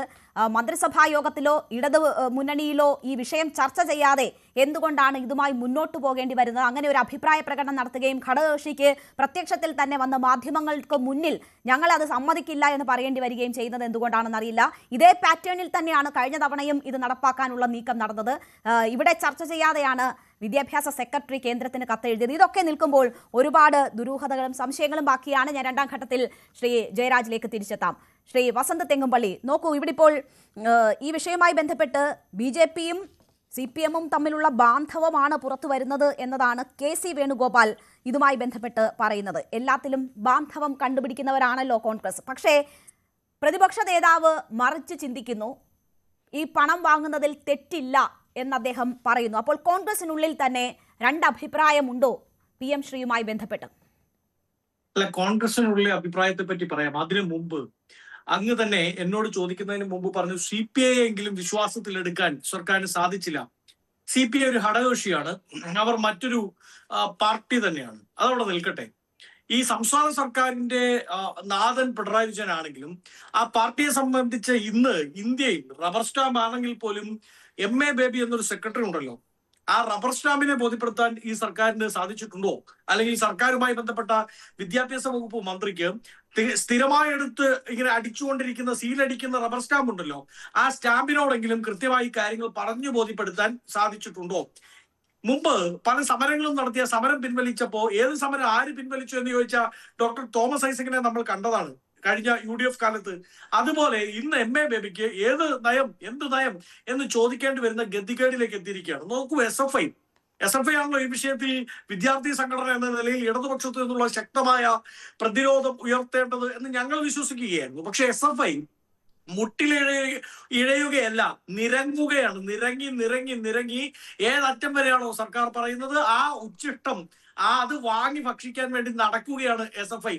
അവരുടെ നിലപാടെന്താ? അവർ പറഞ്ഞിരുന്നത് ഞങ്ങൾ സംഘപരിവാർ വൽക്കരണത്തെ എതിർക്കുന്നവരാണ് എന്ന് പറഞ്ഞാണല്ലോ SFIയുടെ സംസ്ഥാന സെക്രട്ടറി മറ്റേ ഗവർണറിന്റെ വീടിന്റെ മുകളിൽ കയറുന്നു, അവിടെ ഒരു ചിത്രമുയർത്തി കാണിക്കുന്നു, എന്നിട്ട് സംഘപരിവാർ അജണ്ട എന്ന് പറഞ്ഞുകൊണ്ട് എത്ര വലിയ സമരങ്ങളാണ് അവർ നടത്തിയത്. ഇപ്പോൾ ആർജവമുണ്ടെങ്കിൽ ഈ സംഘപരിവാർ അജണ്ടയെ, ഈ സംഘപരിവാർ വൽക്കരണത്തെ, സംസ്ഥാനത്തെ വിദ്യാഭ്യാസ മേഖലയെ കാവ്യവൽക്കരിക്കാനുള്ള പിണറായി വിജയൻ നരേന്ദ്രമോദി ടീമിന്റെ നയത്തെ എതിർക്കാൻ അവർക്ക് വസന്ത്, അതിലേക്കൊക്കെ വരുമ്പോൾ ഒരുപാട് കാര്യങ്ങൾ ചോദിക്കാനുണ്ട് താങ്കളോട്. പക്ഷെ ഞാൻ ആദ്യം ചോദിച്ച പ്രാഥമികമായി ചോദിച്ച കാര്യം, താങ്കൾ SFIയുടെയും DYFIയുടെയും CPMന്റെയും CPIയുടെയും കാര്യങ്ങൾ പറഞ്ഞു. കോൺഗ്രസിൽ എന്തുകൊണ്ട് രണ്ട് അഭിപ്രായം എന്ന കാര്യത്തിൽ മറുപടി പറഞ്ഞാൽ നമുക്ക് ആ ഘട്ടത്തിലേക്ക് കടക്കാം. താങ്കൾ ചോദിച്ച മറ്റു ചോദ്യങ്ങളിലേക്ക് കടക്കാം. എന്തുകൊണ്ടാണെങ്കിൽ പ്രതിപക്ഷ നേതാവിന് ഒരു നിലപാടും KC വേണുഗോപാലിന് മറ്റൊരു നിലപാടുമായി മാറുന്നത്? പണം വാങ്ങാം, കേരളത്തിന് അവകാശപ്പെട്ടതാണ്, കേരളത്തിന്റെ നികുതി പണമാണ്, അത് വാങ്ങണം എന്നത് തന്നെയാണ് പ്രതിപക്ഷ നേതാവിന് പറയാനുള്ളത്. അത് തന്നെയല്ലേ വിദ്യാഭ്യാസ മന്ത്രിയും പറഞ്ഞത്? ഒരു നിലപാടിന്റെ വ്യക്തത കുറവുമില്ല. ശ്രീ KC വേണുഗോപാൽ പറഞ്ഞത് സംഘവൽക്കരണം നടത്തുന്നത്, കാവ്യവൽക്കരണം നടത്തുന്നതിന്റെ അജണ്ടയാണ് PM ശ്രീ. അത് പാടില്ല. കർണാടകയിലും തെലങ്കാനയിലും ഒക്കെ നടക്കുന്നത് കേരളത്തിൽ നടക്കുമ്പോൾ മാത്രം എങ്ങനെ സംഘവൽക്കരണമാകും എന്നൊരു ചോദ്യം ഉണ്ടല്ലോ. ഉത്തരം പറയാം, അങ്ങേക്കും ജയരാജനും കൂടിയുള്ള ഉത്തരം പറയാം. ഈ PM ശ്രീ കേരളത്തിൽ നടപ്പിലാക്കിയാൽ ഇന്ത്യയിൽ ആദ്യമായി BJP ഇതര സർക്കാർ നടപ്പിലാക്കുന്ന ആ ഒന്നാമത്തെ സർക്കാർ കേരളമായിരിക്കും. അപ്പൊ നിങ്ങൾ ചോദിക്കും കർണാടകയിൽ നടപ്പിലാക്കില്ലേ? കർണാടകയിൽ കോൺഗ്രസ് സർക്കാരാണോ ജയരാജ നടപ്പിലാക്കിയത്? തെലുങ്കാനയിൽ നടപ്പിലാക്കിയില്ലേ എന്ന് ചോദിക്കുമ്പോ പ്രിയപ്പെട്ട ജയരാജ, അവിടെ കോൺഗ്രസ് സർക്കാരാണോ നടപ്പിലാക്കിയത്? അല്ല, കോൺഗ്രസ് ആണല്ലോ അവിടെ നിങ്ങളിൽ ഇപ്പോൾ ഭരിക്കുന്നത്. കോൺഗ്രസ് ആണല്ലോ. അവിടെയാണ് ജയരാജൻ അടക്കമുള്ളവർ പറയുന്നതിലെ പ്രശ്നം. അതായത് ഞങ്ങൾ ഒപ്പിട്ടാൽ എന്താ കുഴപ്പം, ഞങ്ങൾക്ക് ഇതുമായി ഫൈറ്റ് ചെയ്യാൻ പറ്റുമല്ലോ? പറ്റില്ല. ഒരു സംസ്ഥാന സർക്കാർ, അതൊരു കണ്ടിന്യൂയിങ് സർക്കാരാണ്. BJPയോ LDFോ കോൺഗ്രസോ ആര് വന്നാലും സംസ്ഥാനത്തെ ഭരണഘടനാ പ്രകാരം it's A continuing process, it's A continuing government. ആ ഒരു ഗവൺമെന്റ് കേന്ദ്രവുമായി MOU ഒപ്പിട്ട് ആ സംസ്ഥാനത്തെ വിദ്യാഭ്യാസ സംവിധാനങ്ങളിൽ മുഴുവൻ അത് ഇൻജക്ട് ചെയ്താൽ അത് റീഇൻജക്ട് ചെയ്യാൻ പറ്റില്ല. അതെങ്ങനെ പറ്റുന്നത്? നിയമപരമായി സാധിക്കുമോ? ജയരാജന് അറിയാമോ അങ്ങനെ എന്തെങ്കിലും ഒരു കാര്യം? പറ്റില്ല. കർണാടക തിരിച്ചുപോയല്ലോ. അവര് 4 ഇയർ ഡിഗ്രി പ്രോഗ്രാമിന് കർണാടക തിരിച്ചുപോയി. അറിഞ്ഞില്ലായിരുന്നു? താങ്കൾ അറിഞ്ഞില്ലേ? ചുമ്മാതെ പറയാതെ. വസന്ത തെറ്റാണ്. വിവരം അല്ല, എന്ത് തെറ്റാണുള്ളത് ഒന്ന് പറയൂ, ഒന്ന് വിശദമാക്കി തരൂ. അല്ലല്ല, കർണാടക തന്നെ ഈ പറയുന്ന കർണാടക തന്നെ FIUGP 4 ഇയർ. ഞാൻ പറയുന്ന കേക്കോ, കർണാടകയിൽ FIUGP 4 വർഷം നടപ്പിലാക്കിയിട്ട് പിന്നോക്കം പോയി. അത് ഒപ്പിട്ടെങ്കിൽ അത് അതിന്റെ കാര്യമില്ല. അങ്ങയുടെ അവസരത്തിൽ സംസാരിക്കൂ. ഈ ചർച്ച തുടങ്ങി ഏതാണ്ട് 8:24 ആകുന്നു. 20 മിനിറ്റ് സംസാരിച്ചത് നിങ്ങളാണ്. 4 മിനിറ്റാണ് ഷാജിർ ഖാൻ സംസാരിച്ചത്. എന്നിട്ട് പോരാഞ്ഞിട്ട് ഇനി എന്റെ അവസരത്തിലും കൂടെ കയറി അങ്ങേക്ക് കവലപ്രസംഗം നടത്തണമെങ്കിൽ അത് സൗകര്യമില്ല. അങ്ങനത്തെ വാക്കുകൾ അദ്ദേഹത്തിന്റെ വാദം പറഞ്ഞല്ലേ ഉള്ളൂ. താങ്കൾ പറഞ്ഞോളൂ വസന്ത്. അദ്ദേഹത്തിന്റെ വാദം അദ്ദേഹത്തിന്റെ അവസരത്തിൽ അവതരിപ്പിക്കാൻ പറയൂ. അല്ലാതെ 20 മിനിറ്റ് മുഴുവൻ വിഴുങ്ങിയിട്ട് വേറൊരാളുടെ അവസരത്തിലും കൂടെ കയറി ഞാൻ ചോദിച്ചതിനുള്ള മറുപടികളാണല്ലോ അദ്ദേഹം പറഞ്ഞത്. താങ്കൾ പറയൂ, താങ്കളുടെ അവസരത്തിൽ താങ്കൾ പറഞ്ഞോളൂ. വ്യക്തിപരമായ അധിക്ഷേപത്തിലൊന്നും പോകണ്ട. താങ്കളുടെ അഭിപ്രായം പറഞ്ഞോളൂ. രേണു എന്നോടല്ലേ ചോദിക്കുന്നത്? രേണു എന്നോട് ചോദിക്കുന്ന ചോദ്യത്തിന്റെ മറുപടി പറയാൻ അത്യാവശ്യം ദൈവാനുഗ്രഹം കൊണ്ട് നാക്കും മലയാള ഭാഷയും അറിയാവുന്ന ആളാണ് ഞാൻ. അത് എനിക്ക് ജയരാജന്റെ സഹായത്തിന് ആവശ്യമില്ല. ഞാൻ ആവശ്യം വരുമ്പോ ഒരു ടൈപ്പ് റൈറ്റർ കൂടെ വെക്കാം, അപ്പൊ വിളിക്കാൻ ജയരാജനെ. അദ്ദേഹം ഇടപെട്ട ഒരു കാര്യം പറഞ്ഞതല്ലേ, അതൊരു കവല പ്രസംഗമൊന്നുമല്ല. താങ്കളും ഇടപെട്ട് കാര്യങ്ങൾ പറയാനില്ലേ ചാനൽ ചർച്ചകളിൽ? താങ്കളും ഇടപെട്ട് സംസാരിക്കുന്ന വ്യക്തിയൊക്കെ തന്നെയാണ്. താങ്കൾ പറഞ്ഞോളൂ, അവസരവും സമയവും കളയണ്ട. അല്ല, അയാളുടെ ക്ലാസ് കേൾക്കാനാണോ ഞാൻ ഇരിക്കുന്നത്? അയാൾ എന്നെ പഠിപ്പിക്കാൻ വരുന്നു. വളരെ കൃത്യമായി ഞങ്ങൾ പറയുന്നു, കർണാടക, ഞാൻ വളരെ കൃത്യമായി, വളരെ ഷാർപ്പാണ്. ഈ കേരളം ഈ വിദ്യാഭ്യാസ നയം നടപ്പിലാക്കിയാൽ BJP ഇതര സർക്കാർ ഇന്ത്യയിൽ ആദ്യമായി ഇത് നടപ്പിലാക്കുന്നത് കേരളത്തിലെ കമ്മ്യൂണിസ്റ്റ് ഗവൺമെന്റ് ആയിരിക്കും. അതിൽ നിങ്ങൾക്ക് നാണവും മാനവും ഉണ്ടാവില്ല, നിങ്ങൾക്ക് യാതൊരുവിധ ഉളുപ്പും ഉണ്ടാവില്ല.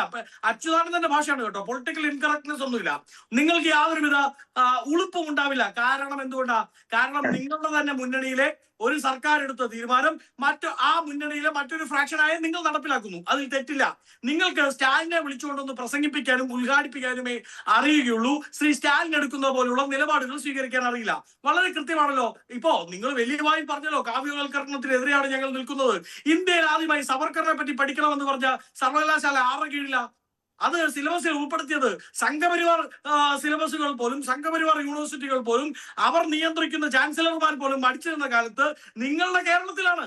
നിങ്ങൾ നിയന്ത്രിക്കുന്ന, നിങ്ങൾ ഒപ്പിട്ട് കൊടുത്ത് ചാൻസലറാക്കി വെച്ച ആളുടെ കീഴിലാണ് സവർക്കറിനെ പറ്റി പഠിപ്പിക്കാൻ പോയത്.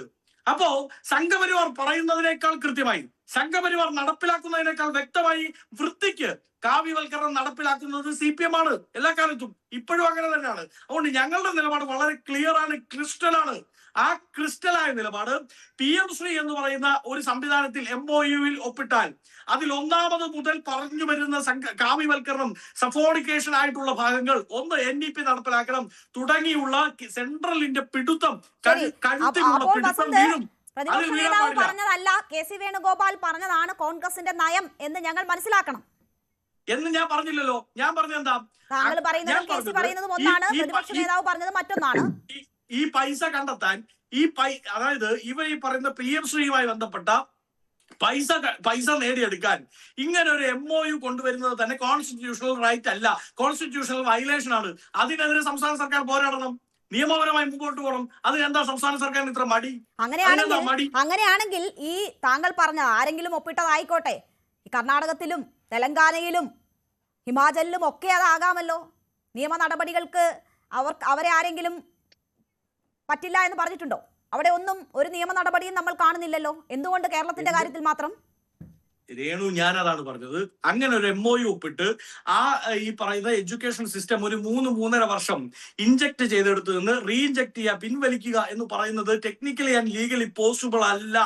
ആണ് എങ്കിൽ ശ്രീ ജയരാജ് തെറ്റ് പറ്റിയാൽ തിരുത്തുകയല്ലേ വേണ്ടത്? നമ്മുടെ ഭരണ സംവിധാനവും നിയമ സംവിധാനവും ഒക്കെ അതിനുള്ള അവകാശം നൽകിയിട്ടുണ്ട്. എനിക്കറിയില്ല അങ്ങനെ ഏതെങ്കിലും ലീഗൽ പോയിന്റ് ഉണ്ടോ, പിന്നീട് തിരിച്ചു പോകാൻ പറ്റാത്ത ആ തെറ്റ് തുടർന്നുകൊണ്ടിരിക്കണം എന്നൊരു ലീഗൽ പോയിന്റ് ഉണ്ടോ എന്ന് എനിക്കറിയില്ല. താങ്കൾ ഒരു അഭിഭാഷകൻ കൂടിയാണ്. ഞാൻ താങ്കളിലേക്ക് തിരിച്ചെത്താം, മറ്റതിഥികളിലേക്കും എത്താം ഒരു ഇടവേളയ്ക്ക് ശേഷം.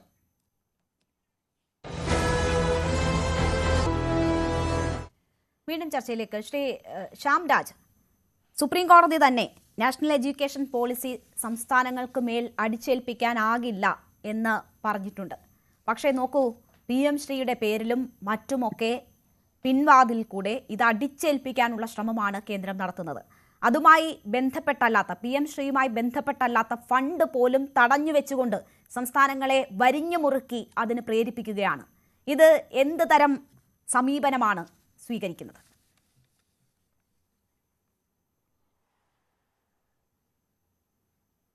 ശ്യാം, കേൾക്കാമോ? രേണുകയുടെ ഈ വിശദീകരണം നോക്കൂ. സർക്കാർ, ഞാൻ പറയുന്നത് കേൾക്കുന്നുണ്ടല്ലോ? രേണുക പറഞ്ഞ വിശദീകരണം പോലും തെറ്റായിട്ടുള്ള രീതിയിലാണ്. ഈ രാജ്യത്ത് ജനാധിപത്യപരമായിട്ട് ജനങ്ങൾ തിരഞ്ഞെടുത്ത ഒരു സർക്കാർ ഒരു പുതിയ പോളിസി കൊണ്ടുവരുന്നത്.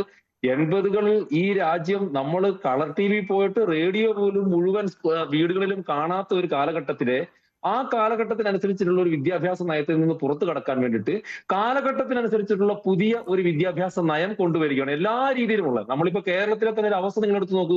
കേരളത്തിൽ ചെറുപ്പക്കാർ വിദേശത്തേക്ക് പോകാനുള്ള പ്രധാനപ്പെട്ടിട്ടുള്ള കാരണം അതാണ്. ഈ കാലഘട്ടത്തിനനുസരിച്ചുള്ള പണ്ടൊക്കെ ജോലിക്ക് വേണ്ടിയിട്ടായിരുന്നു ചെറുപ്പക്കാർ കേരളത്തിൽ നിന്ന് പുറത്തു പോയിരുന്നെങ്കിൽ ഇന്ന് ഹയർ എഡ്യൂക്കേഷന് വേണ്ടിയിട്ട് ഭരിക്കുന്ന സംസ്ഥാനങ്ങളിൽ നിന്ന് NEP നടപ്പാക്കിയിട്ടുള്ള സംസ്ഥാനങ്ങളിൽ നിന്ന് ആളും പുറത്തു പോകുന്നില്ലേ? എത്ര എണ്ണം എടുത്ത് കണക്കെടുത്ത് കേരളത്തെക്കാൾ കൂടുതൽ ആളുകൾ പോകുന്നത് BJP ഭരിക്കുന്ന സംസ്ഥാനങ്ങളിൽ നിന്നൊക്കെ തന്നെയാണ്. കേരളമല്ലല്ലോ. മഹാരാഷ്ട്രയിൽ നിന്നും UP-യിൽ നിന്നും ഒക്കെയുള്ള ആളുകളാണ്. അങ്ങനെയുള്ളവർ തന്നെയാണ്. ഏറ്റവും കൂടുതൽ മഹാരാഷ്ട്രയാണ്. ഏറ്റവും കൂടുതൽ മഹാരാഷ്ട്ര തന്നെയാണ്. UP-യിലെ ജനസംഖ്യ എത്രയായാലും മഹാരാഷ്ട്രയിലെ ജനസംഖ്യ എത്രയായാലും അവിടെ നിന്ന് ആളുകൾ പോകുന്നുണ്ടല്ലോ. ശ്യാംരാജ്, അവർ അപ്പോൾ ഈ ദേശീയ വിദ്യാഭ്യാസ നയം കൊള്ളാത്തത് കൊണ്ടായിരിക്കുമോ പോകുന്നത്? ദേശീയ വിദ്യാഭ്യാസ നയം നടപ്പാക്കിയിടങ്ങളിൽ നിന്ന് BJP ഭരിക്കുന്നിടങ്ങളിൽ നിന്ന് ആളുകൾ പോകുന്നതിന്റെ കാരണം അതാണോ? അങ്ങനെയാണെങ്കിൽ കേരളത്തിലെ കാര്യം പറയാം. ഒരു നിമിഷം, നിങ്ങൾ എന്നെ ചർച്ചയ്ക്ക് വിളിച്ചിട്ടുണ്ടെങ്കിൽ ഞാൻ പറയുന്നത് കേൾക്കണം. ഞാൻ രേണുകയുടെ പ്രസംഗം കേൾക്കാനല്ല ഇവിടെ വന്നിരിക്കുന്നത്. ഓക്കെ, താങ്കൾ ചോദിച്ചതിന്റെ മറുപടിയാണ് പറഞ്ഞത്. താങ്കൾ ചോദിച്ചതിന്റെ മറുപടിയാണ് പറഞ്ഞത്. താങ്കളല്ലേ എന്നോട് ചോദിച്ചത് എവിടുന്നാണ് പോകുന്നതെന്ന് താങ്കൾ തിരിച്ചു ചോദിച്ചു. കഥാപ്രസംഗം നിർത്തൂന്നേ. കഥാപ്രസംഗം എന്നെ പ്രേരിപ്പിച്ചത് താങ്കളാണല്ലോ. താങ്കൾ ചോദിച്ചതിന് മറുപടി പറയണ്ടേ? ഞാൻ പറയട്ടെ, എന്നോട് നിൽക്കുന്ന കഥാപ്രസംഗം, തെരുവ് പ്രസംഗം നിങ്ങൾ സംസാരിക്കുമ്പോൾ ഞങ്ങൾ കേൾക്കുന്നു. ഞങ്ങൾ തിരിച്ചു സംസാരിച്ചാൽ അത് കഥാപ്രസംഗമാവും, തെരുവ് പ്രസംഗമാവും. അതെന്തൊരു മാന്യതയാണ്, എന്ത് മര്യാദയാണ് താങ്കൾ പറയുന്നത്? ഞാൻ പറയട്ടെ, ഇതെന്ത് മാന്യതയാണ്, ഇതെന്ത് മാന്യതയാണ്? ഒരു ചോദ്യം ചോദിച്ചാൽ അതിന്റെ ഉത്തരം കേൾക്കാൻ താങ്കൾ എന്നോട് ചോദിച്ച ചോദ്യത്തിനാണ് ഞാൻ തിരിച്ചു മറുപടി പറഞ്ഞത്. താങ്കൾ ചോദിച്ച ചോദ്യത്തിനാണ് ഞാൻ മറുപടി പറഞ്ഞത്. നിൽക്കുന്ന ഞാൻ പറഞ്ഞതിന് ഇടയ്ക്ക് കൂടി പറഞ്ഞോണ്ടല്ലേ. ഇതെന്താണ്? ഒരു ചോദ്യം ചോദിച്ചു, അതിന് നിങ്ങൾക്ക് എതിരഭിപ്രായമുണ്ടോ? പറയണം എപ്പോൾ. ഞാൻ ഉത്തരം പറഞ്ഞു കഴിഞ്ഞതിന് ശേഷം അതിന്റെ ഉപചോദ്യങ്ങൾ മറു ചോദ്യങ്ങൾ നിങ്ങൾക്ക് ചോദിക്കാം. ഇത് പറഞ്ഞു ഒരു സെന്റൻസ് പൂർത്തിയാക്കുന്നതിന് മുമ്പ് ഇടയ്ക്ക് കയറി ഞാൻ എന്താ ചെയ്യുക? ഇത് പറയാൻ വേണ്ടി സമ്മതിക്കണ്ടേ? ഇത് നിങ്ങൾ എന്റെ വയൽ കയറി നിന്നിട്ട് നിങ്ങളുടെ അഭിപ്രായം പറയാനാണ്. ഞാനിവിടെ ഒന്നല്ലല്ലോ. എനിക്ക് പറയാനുള്ളത് എന്റെ അഭിപ്രായം, എന്റെ പാർട്ടിയുടെ അഭിപ്രായമാണ്, പാർട്ടിയുടെ കാഴ്ചപ്പാടാണ്. അത് പറയാൻ വേണ്ടി വന്നെങ്കിൽ അതിനുള്ള സമയം നിങ്ങൾ തരണം, അല്ലെങ്കിൽ നമ്മളെ വിളിക്കരുത്. ഞാൻ പറയട്ടെ, ന്യൂ എഡ്യൂക്കേഷൻ, ഈ കേരളത്തിലെ വിദ്യാഭ്യാസ നയത്തിന്റെ പ്രശ്നം എന്ന് പറയുന്നത്, നിങ്ങൾ എന്നോട് ചോദിച്ച ചോദ്യത്തിന് ഉത്തരം, യുപിയിൽ 10-24 കോടി ജനങ്ങളുണ്ട്, കേരളത്തിലുള്ള 3-4 കോടി ജനങ്ങളാണ്. ജനസംഖ്യാനുപാതമായിട്ട് ഏറ്റവും കൂടുതൽ ചെറുപ്പക്കാർ ഈ രാജ്യത്ത് നിന്ന് പോകുന്ന സംസ്ഥാനം കേരളമാണെന്ന്. കേരളത്തിലെ പോലെ അടഞ്ഞു കിടക്കുന്ന വീടുകളുള്ള ഒരു സംസ്ഥാനം ഈ രാജ്യത്ത് വേറെയില്ല എന്നുള്ള യാഥാർത്ഥ്യം അന്വേഷിക്കണം. ഏത് സംസ്ഥാനങ്ങളിൽ നിന്നാണ് ഏറ്റവും കൂടുതൽ ആളുകൾ പുറത്തേക്ക് പോകുന്നത് എന്നതുമായി ബന്ധപ്പെട്ട് നോക്കുന്നത്. അപ്പോൾ കേരളത്തെക്കാൾ കൂടുതൽ മറ്റ് സംസ്ഥാനങ്ങളിൽ നിന്ന് ആളുകൾ പോകുന്നുണ്ട് എന്ന കാര്യമാണ് ഞാൻ താങ്കളുടെ ശ്രദ്ധയിൽപ്പെടുത്തിയത്. താങ്കൾ പറയുന്നത് കേരളത്തിലെ വിദ്യാഭ്യാസ സമ്പ്രദായം പ്രാകൃതമായതുകൊണ്ട് പോകുന്നു എന്നാണല്ലോ.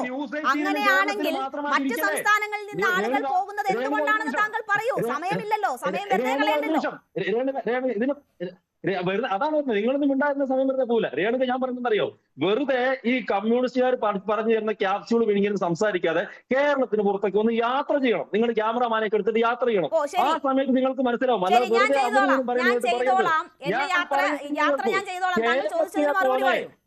കേരളത്തിൽ നിന്ന് പോകുന്നതിന്റെ കാരണം ഇതാണെങ്കിൽ മറ്റ് സ്റ്റേറ്റുകളിൽ നിന്ന് പുറത്തു പോകുന്നതിന്റെ കാരണം എന്താണെന്ന് താങ്കൾ പറയൂ. മറ്റു കാര്യങ്ങൾ പറയണ്ട ശ്രീ ശ്യാം, മറ്റു കാര്യങ്ങൾ പറയണ്ട. എന്നെ യാത്ര ചെയ്യിപ്പിക്കുകയും വേണ്ട. താങ്കൾ ചോദിച്ചതിന് മറുപടി പറയൂ.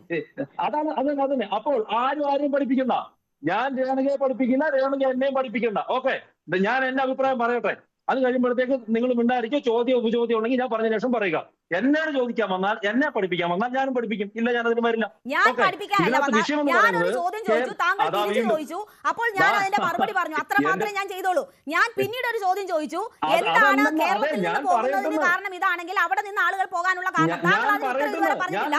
വ്യക്തി അധിക്ഷേപം നടത്തുക മാത്രമാണ് ചെയ്തത്. കഥാപ്രസംഗമെന്നും മറ്റും പറഞ്ഞ് എന്നെ അധിക്ഷേപിക്കാനാണ് താങ്കൾ നോക്കിയത്. ഞാൻ ചോദ്യം ചോദിക്കാനാണെങ്കിൽ ചോദ്യം ചോദിക്കും. ശ്യാംരാജ്, നിങ്ങളുടെ ഭീഷണി കണ്ടോ, വിരക്ഷ കണ്ടോ, കളിയാക്കൽ കണ്ടോ, ഞാനങ്ങ് പിന്നെ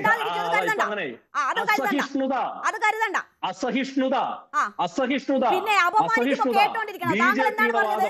ഞാൻ കവല പ്രസംഗം നടത്തുന്നു. താങ്കൾ ചോദിച്ച ചോദ്യത്തിനുള്ള ഉത്തരം മാത്രമാണ് ഞാൻ പറഞ്ഞത്. അസഹിഷ്ണുത ഇങ്ങനെ കാണിക്കരുത്. ജനങ്ങൾ കേൾക്കുമെന്നുള്ള ഭയം നിങ്ങൾക്ക് എന്തിനാ? എന്റെ വാദം ജനങ്ങൾ കേൾക്കുമെന്നുള്ള ഭയം നിങ്ങൾക്ക് എന്തിനാ? എന്നെ പറയാൻ അനുവദിക്കൂ. എന്തിനാണ് ഇത്ര അസഹിഷ്ണുത? താങ്കൾ എന്ത് വാദമാണ് പറഞ്ഞത്? താങ്കൾ ആദ്യം വന്ന് തെറ്റിദ്ധരിപ്പിക്കാൻ ശ്രമിച്ചു.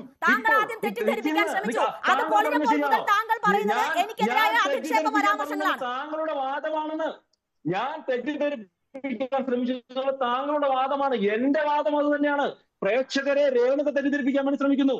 ഞങ്ങൾ NEP അടിച്ചേൽപ്പിക്കാൻ ശ്രമിക്കുന്നുവെന്ന് പ്രേക്ഷകരെ രേണുക തെറ്റിദ്ധരിപ്പിക്കുന്നു. ന്യൂസേജിന്റെ ആങ്കർ തെറ്റിദ്ധരിപ്പിക്കുന്നു. ഞങ്ങൾ ആരെ PMശ്രീയുമായി ബന്ധപ്പെട്ട് പോലും അല്ലാത്ത സർവശിക്ഷാ അഭിയാനുമായി ബന്ധപ്പെട്ട ഫണ്ട് പോലും തരാതെ കേരളത്തെ അതിന് പ്രേരിപ്പിക്കുന്നു എന്നത് തന്നെയാണ് പറഞ്ഞത്. അത് തന്നെ ഇനിയും പറയുന്നുള്ളൂ. അത് തെറ്റിദ്ധരിപ്പിക്കലാണ് എന്ന് എനിക്ക് തോന്നുന്നില്ല. എനിക്കത് തെറ്റിദ്ധരിപ്പിക്കലാണ് എന്ന് തോന്നുന്നില്ല. തമിഴ്നാടും കേരളവും ബംഗാളും പ്രതിപക്ഷ പാർട്ടികൾ ഭരിക്കുന്ന സ്ഥലങ്ങൾക്ക് ഇതുപോലെ ഓരോ കാര്യത്തിനും സുപ്രീം കോടതിയുടെ തിണ്ണ നിരങ്ങേണ്ടി വരുന്നത് അതുകൊണ്ടാണ്. കേന്ദ്രത്തിന്റെ ഈ നിലപാട് കൊണ്ടാണ്. പറ്റില്ല. രേണുക പറഞ്ഞത് പറയാനല്ല ഞാൻ വന്നിട്ടുള്ളത്. ഞാൻ വന്നിട്ടുള്ളത് എന്റെ പാർട്ടിയുടെ അഭിപ്രായം പറയാനാണ്. അല്ല, രേണുക പിടിച്ച പോയിന്റ് 2 കൊമ്പെന്ന് പറഞ്ഞത് അംഗീകരിച്ചിടാൻ പറ്റില്ലാന്ന്. നിങ്ങൾക്ക് ഞങ്ങളെ കുറിച്ച് എന്തും പറയാം, ഞങ്ങൾ അടിച്ചേൽപ്പിക്കുന്നു പറയാം. അത് അങ്ങനെയെല്ലാം തിരിച്ചു പറയുമ്പോഴാണ് പ്രശ്നം. നിങ്ങൾ പറഞ്ഞ അതിന് മാപ്പോട് തിരിച്ചു മറുപടി ഉണ്ടാകുമെന്നേ. അത് കേൾക്കാനുള്ള സഹിഷ്ണുത കാണിക്കണം. നിങ്ങളൊരു വാദം പറയുമ്പോൾ അത് അങ്ങനെയല്ല മറുവശമാണ് എന്ന് പറയുന്നത് നിങ്ങൾ കേൾക്കാൻ പറ്റണം. നിങ്ങൾ പറഞ്ഞത് NEP ഞങ്ങൾ അടിച്ചേൽപ്പിച്ചു എന്നുള്ളതാണ്. അത് തെറ്റാണ് എന്നാണ് ഞാൻ പറഞ്ഞു വന്നത്. NEP അടിച്ചേൽപ്പിക്കുക അല്ല ചെയ്തിട്ടുള്ളത്. കേരളം അടക്കമുള്ള കേരളത്തിൽ നിങ്ങളൊന്ന് പഠിക്കുക വിഷയം. ഈ രാജ്യത്ത് ജനസംഖ്യാനുപാതമായിട്ട് ഏറ്റവും കൂടുതൽ ചെറുപ്പക്കാര് പുറത്തു വരുന്ന സംസ്ഥാനം ഏതാണ്? കേരളമാണെന്ന്. ജനസംഖ്യാനുപാതമായിട്ട് അതൊരു യാഥാർത്ഥ്യമല്ലേ? അത് മനസ്സിന്നതിന്, അതിലെ തെറ്റുകൾ തിരുത്തുന്നതിന്, അത് പഠിക്കുന്നതിന്, ആ ചെറുപ്പക്കാരെ തിരിച്ചു കൊണ്ടുവരുന്നതിന് ചർച്ചകൾ നടത്തുന്നതിന് നിങ്ങൾ എത്ര അസഹിഷ്ണുതയോടെ കാണുന്നത്? മറ്റ് സംസ്ഥാനങ്ങളിൽ നിന്നുള്ളവരെ പോയവരെ തിരിച്ചു വിളിക്കണ്ടേ ശ്രീ ശ്യാംരാജ്? മറ്റ് സംസ്ഥാനങ്ങളിൽ നിന്ന് പോയവരെ തിരിച്ചു വിളിക്കണ്ടേ? ഇത് കേരളത്തിൽ മറ്റ് സംസ്ഥാനങ്ങളിൽ നിന്ന് BJP ഭരിക്കുന്ന സംസ്ഥാനങ്ങളിൽ നിന്ന് മനുഷ്യർ പോയി രക്ഷപ്പെട്ടോട്ടെ എന്നതാണ് നിങ്ങളുടെ നയം. നിങ്ങളുടെ നയം BJP ഭരിക്കുന്ന സംസ്ഥാനങ്ങളിൽ നിന്ന് മനുഷ്യർ പോയി രക്ഷപ്പെട്ടോട്ടെ എന്നതാകില്ലേ? അടഞ്ഞു കിടക്കുന്ന വീടുകൾ വേറെ ഇല്ലാന്ന്. ഇവിടുത്തെ പ്രശ്നം അറിയോ? ഉത്തർപ്രദേശിൽ നിന്ന് യുവക്ക് ഉത്തർപ്രദേശിൽ നിന്ന് പോകുന്നുണ്ട്. ഏത്? കേരളത്തിന്റെ 4-5 ഇരട്ടി ജനസംഖ്യയുള്ള സംസ്ഥാനമാണ്. അവിടെയാണ് ഞാൻ പറഞ്ഞത് ജനസംഖ്യാനുപാതമായി എന്ന് പറയാൻ വേണ്ടിയുള്ള കാരണം. ഉത്തർപ്രദേശിന്റെ ജനസംഖ്യ എത്ര? 24 കോടിയാണ്. കേരളത്തിന്റെ 3-4 കോടിയാണ്. നോക്കാം, 6-4-24. കേരളത്തിന്റെ 6 ഇരട്ടി ജനസംഖ്യയുള്ള സംസ്ഥാനമാണ്. അത് വെച്ചിട്ടുള്ള കമ്പാരിസൺ തന്നെ രേണുകയുടെ തെറ്റാണെന്ന്. അതായത് ആ കമ്പാരിസൺ പോലും തെറ്റാണ്. അതന്നെ നിങ്ങൾ ഇങ്ങനെ ഇടയ്ക്ക് പറഞ്ഞ ഞാൻ അങ്ങനെ പറഞ്ഞ് അവസാനിപ്പിക്കും. എന്നെ പറയാൻ അനുവദിക്കൂ. ഞാൻ പറഞ്ഞു വന്ന പോയിന്റ് ഇതാണ്. ഞാൻ പറയട്ടെ നൂതനമായ കോഴ്സുകൾ കേരളത്തിൽ നമ്മൾ വിദ്യാഭ്യാസ സ്ഥാപനങ്ങളിൽ ഇനിയും അപ്ഡേറ്റഡ് ആവാനായിട്ടുണ്ട്. ഈ കാലഘട്ടത്തിനനുസരിച്ചിട്ടുള്ള പുതിയ കോഴ്സുകൾ വരാനും വേണ്ടിയിട്ടുണ്ട്. അതുപോലെ നൂതനമായിട്ടുള്ള കോഴ്സുകൾ നമ്മുടെ കുട്ടികൾ പഠിക്കേണ്ടതായിട്ടുണ്ട്. അതിനു വേണ്ടിയിട്ടാണ് ന്യൂ എഡ്യൂക്കേഷൻ പോളിസി കൊണ്ടുവന്നിട്ടുള്ളത്. കാലാനുസൃതമായിട്ട് എത്രയോ വർഷങ്ങളെടുത്ത് പഠിച്ചതിന് ശേഷം പൊതുജനങ്ങൾക്ക് മുമ്പിൽ വെച്ചിട്ടുള്ള ഒരു പോളിസിയാണ്. അത് ഒരു കാരണവശാലും ഒരു സർക്കാരിന്റെ മേലെ അടിച്ചേൽപ്പിക്കാൻ വേണ്ടി ശ്രമിച്ചിട്ടില്ല. സംസ്ഥാന സർക്കാർ MOU ഒപ്പിടാൻ വേണ്ടിയിട്ട് സമ്മതിച്ചിട്ടുണ്ടെങ്കിൽ നല്ല കാര്യം. ഞങ്ങളുടെ വിവേകമായിട്ട് അടിച്ചു എന്ന് പറയാൻ നോക്കൂ. ഒരു സിസ്റ്റം ഉണ്ട്, ഒരു പോളിസി ഉണ്ട്. ഇതിപ്പോ കേന്ദ്ര സർക്കാർ ഒരു പണം തരുമ്പോൾ 1500 കോടി 1500 ചില്ലാനം കോടി പണം സംസ്ഥാന സർക്കാരിന് കൊടുക്കുമ്പോൾ രേണുക എനിക്ക് ശ്യാമ പോയി ചായ കുടിച്ചു എന്ന് പറഞ്ഞ് 10 രൂപ തരുന്ന പോലെ അല്ലല്ലോ. ഒരു സ്കീമിന്റെ അടിസ്ഥാനത്തിൽ പണം തരുമ്പോ ആ സ്കീമിന് അനുസൃതമായിട്ടുള്ള രേഖകളിൽ ഒപ്പിടേണ്ടി കേരളത്തിലെ വിദ്യാഭ്യാസ പ്രവർത്തനങ്ങൾ മുന്നോട്ട് കൊണ്ടുപോകാൻ വയ്യാതെ സാഹചര്യം സൃഷ്ടിച്ചുകൊണ്ട് അങ്ങനെ മറ്റൊരു പദ്ധതിയുടെ ഭാഗമായ ഫണ്ട് പോലും കേരളത്തിന് അവകാശപ്പെട്ട, ഇത് ആരുടെ വീട്ടിൽ നിന്ന് എടുത്തുകൊണ്ട് വരുന്ന പണമല്ല ശ്യാംരാജ് ചോദിക്കുന്നത്. കേരളത്തിന്റെ കൂടി നികുതി പണം, അതിന് കേരളത്തിന് അവകാശപ്പെട്ട ഫണ്ട് പിടിച്ചു വെച്ചുകൊണ്ടാണ് ഈ നിബന്ധനകൾ അടിച്ചേൽപ്പിക്കുന്നത്. അതുകൊണ്ടാണ് ഈ നിബന്ധനകൾ അടിച്ചേൽപ്പിച്ച് കേരളത്തിന് അവകാശപ്പെട്ട പണമാണ് തടഞ്ഞു വെക്കുന്നത്. താങ്കൾ ഇപ്പോഴും പറഞ്ഞിട്ടില്ലല്ലോ മഹാരാഷ്ട്രയിൽ നിന്നും UP യിൽ നിന്നും ആളുകൾ പുറത്തേക്ക് പോകുന്നത് എന്താണെന്ന് താങ്കൾ പറഞ്ഞിട്ടില്ലല്ലോ. NEP നടപ്പിലാക്കിയിട്ടും അവിടെ നിന്ന് ആളുകൾ പുറത്തേക്ക് പോകുന്നത് താങ്കൾക്ക് കുഴപ്പമില്ല. കേരളത്തിൽ നിന്ന് പോകുന്നവരെ കൊണ്ടുവരണമെന്ന് മാത്രമാണ് താങ്കളുടെ ആവശ്യം. ഒരു കാര്യം ചെയ്യും നിങ്ങൾ, ഞാൻ നിങ്ങളുടെ ന്യൂസ് ചാനലിലേക്ക് വരുന്നത് നിങ്ങൾ അവിടെ നിന്ന് ഈ കാര്യങ്ങളെല്ലാം എന്നെ പഠിപ്പിക്കും. ഞാനിന്ന് ഉണ്ടായിരുന്നു കേട്ടിട്ട്. ശരി, ഞാനൊരു ഇടവേള എടുത്തതിന് ശേഷം വരാം താങ്കളിലേക്ക്. വീണ്ടും അടുത്ത പഠിപ്പിക്കലിന് അതിനുശേഷം വരാം ശ്രീ ശ്യാംരാജ്. അറിയാത്തവരെ പഠിപ്പിച്ച് തന്നെ തിരുത്തണമല്ലോ. അറിയാത്തവരെ പഠിപ്പിച്ച് തന്നെ തിരുത്തണം. തെറ്റിദ്ധരിപ്പിക്കാൻ വരുന്നവരെ തിരുത്തിയല്ലേ നമുക്ക് മുന്നോട്ട് പോകാൻ പറ്റുള്ളൂ. ഒരിടവേളയ്ക്ക് ശേഷം തിരിച്ചെത്താം. വീണ്ടും ചർച്ചയിലേക്ക്.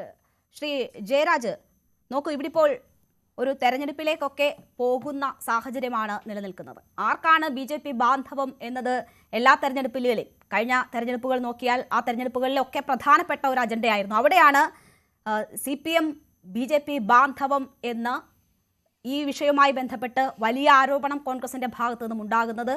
സമസ്ത ഇന്ന് അതിശക്തമായ ഭാഷയിൽ രംഗത്ത് വന്നു.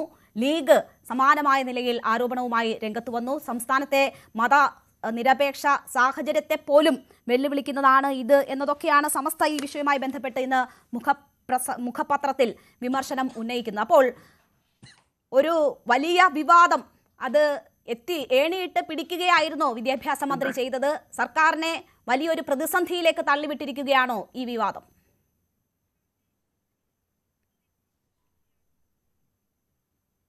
അല്ല, തീർച്ചയായിട്ടും അല്ല. കാരണം ഇതിനകത്ത് 2 ചോദ്യങ്ങളേ ഉള്ളൂ. നമ്മൾ ബുദ്ധിപരമായിട്ടുള്ളൊരു തീരുമാനം എടുക്കണോ? കാര്യം SSA കിട്ടാനുള്ള ഇത്രയും ഫണ്ട് തടഞ്ഞു വെച്ചിരിക്കുന്ന സ്ഥിതിക്ക് നമുക്ക് വേറെ ഓപ്ഷൻ ഇല്ല. ഇതിനകത്ത് നമ്മൾ ആ ഫണ്ട് വാങ്ങിച്ചെടുത്തേ പറ്റൂ. അല്ലെങ്കിൽ കുട്ടികൾക്കല്ലേ നഷ്ടം വരുന്നത്. നമ്മൾ കുട്ടികൾക്ക് വേണ്ടി എന്തെല്ലാം കാര്യങ്ങളാണ് ഇവിടെ ചെയ്യുന്നത്.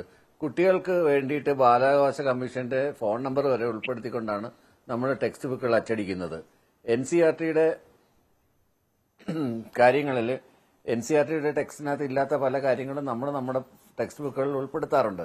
ഇതിനോടൊപ്പം തന്നെ ഒരു കാര്യം കൂടെ എനിക്ക് പറയാനുള്ളത്, നേരത്തെ വസന്ത് തെങ്ങുപള്ളി സംസാരിച്ചപ്പോൾ ഞാൻ എന്തോ 24 മിനിറ്റ് സമയം എടുത്തു എന്നൊക്കെ പറയുന്നുണ്ടായിരുന്നു. ഷാജിർ ഖാൻ ചോദിച്ച ചോദ്യങ്ങൾക്കും രേണുക ചോദിച്ച ചോദ്യങ്ങൾക്കും ഞാൻ ഉത്തരം പറഞ്ഞുകൊണ്ടിരിക്കുകയായിരുന്നു.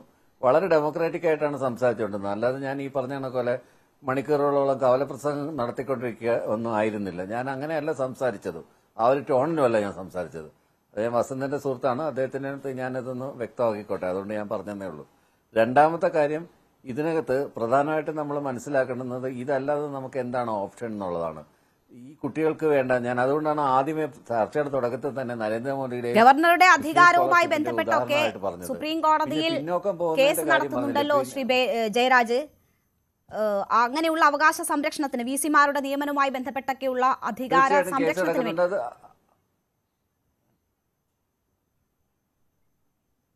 നമ്മൾ കേസ് നടത്തുന്നുണ്ട്, തീർച്ചയായിട്ടും കേസ് നടത്തുന്നുണ്ട്. അധികാരത്തിനെതിരെ, അമിത അധികാര പ്രയോഗത്തിനെതിരെ നമ്മൾ കേസ് നടത്തുന്നുണ്ട്, ടെക്സ്റ്റ് ബുക്കിൽ ഉൾപ്പെടുത്തുന്നുണ്ട്.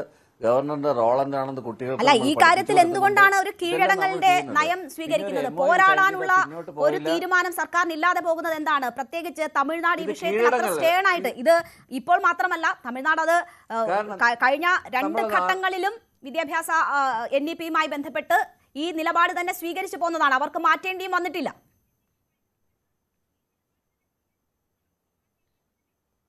തമിഴ്നാടിനെ സംബന്ധിച്ചിടത്തോളം നമുക്ക് ഒരു ചർച്ചയിൽ പറഞ്ഞുകൂടാത്താണെങ്കിലും ഒരു സെക്ടേറിയൻ ആയിട്ടുള്ള ഭാഷാവാദത്തിന്റെ ഒരു ആംഗിളും കൂടെ, തമിഴൻ എന്ന് പറഞ്ഞിട്ട് ഒരു ആംഗിൾ അവിടെ ഉണ്ട്. അതുകൊണ്ടാണ് തമിഴ്നാട് അത്തരം കാര്യങ്ങളിൽ ഉറച്ചു നിൽക്കുന്നത്. അതവിടെ നിൽക്കട്ടെ. ബംഗാളിലെ കാര്യം വേറെയാണ്. ഇതിനകത്തുള്ള ഒരു പ്രധാനപ്പെട്ട വിഷയം എന്താണെന്ന് വെച്ചാൽ, കർണാടക ഈ പറഞ്ഞ കണക്കോലെ 4 ഇയർ FIUGP നടപ്പിലാക്കിയിരുന്നു, 4 ഇയർ പ്രോഗ്രാം. ഇപ്പോൾ FIUGP നടപ്പിലാക്കുന്നില്ല. അതുകൊണ്ട് നേരത്തെ വസന്ത് തെങ്ങുപള്ളി പറഞ്ഞില്ലേ, ഈ പറഞ്ഞ ഒരിക്കൽ നമ്മൾ ഒപ്പിട്ട് കഴിഞ്ഞാൽ പിന്നീട് അത് പിന്നോട്ട് മാറാനൊന്നും പറ്റില്ല എന്ന്. അതാത് സർക്കാരുകൾക്ക് തീരുമാനമെടുക്കാം. ഇതൊരു അനാദികാലത്തേക്കുള്ള ഒരു പാട്ടക്കരാറൊന്നുമല്ല. 99 വർഷത്തേക്ക് ചില ഡാമുകളൊക്കെ ചില ആളുകൾ എഴുതി കൊടുത്ത കണക്കോലെ 99 വർഷം അല്ല, അത് 999 വർഷമായി മാറി. മുല്ലപ്പെരിയാർ ഡാമിന്റെ കാര്യം പറഞ്ഞ കണക്കോലുള്ള ഒരു കരാറൊന്നുമല്ല. അല്ലെങ്കിൽ നമ്മൾ വേൾഡ് ബാങ്കുമായിട്ട് ഒരു കരാർ ഒപ്പിടുന്ന കണക്കോലൊന്നുമല്ല ഈ MOU എന്ന് പറയുന്നത്. ഈ MOU എന്ന് പറയുന്നത് കർണാടകയിൽ തന്നെ കോൺഗ്രസ് സർക്കാർ തന്നെയാണ് ഈ 4 വർഷത്തെ പദ്ധതി വേണ്ട എന്ന് പറഞ്ഞിട്ട് ഹയർ എഡ്യൂക്കേഷന്റെ കാര്യത്തിൽ പിന്നോട്ട് വന്നത്. അത് നമ്മുടെ മുന്നിലുള്ളതാണ്. അപ്പോഴാണ് വസന്തിന്റെ കോൺഗ്രസ് ഭരിക്കുന്ന സ്ഥലം തന്നെയാണിത്. കോൺഗ്രസ് ഭരിക്കുന്ന സ്ഥലത്തിൽ ആ ഒരു ഹയർ എഡ്യൂക്കേഷന്റെ കാര്യത്തിൽ അവർ പിന്നോട്ട് വന്നിട്ടുണ്ടെങ്കിൽ അതിന് തക്കതായ കാരണങ്ങൾ അവർ നടപ്പിലാക്കിയിട്ട് അത് പരാജയമാണെന്ന് തോന്നി.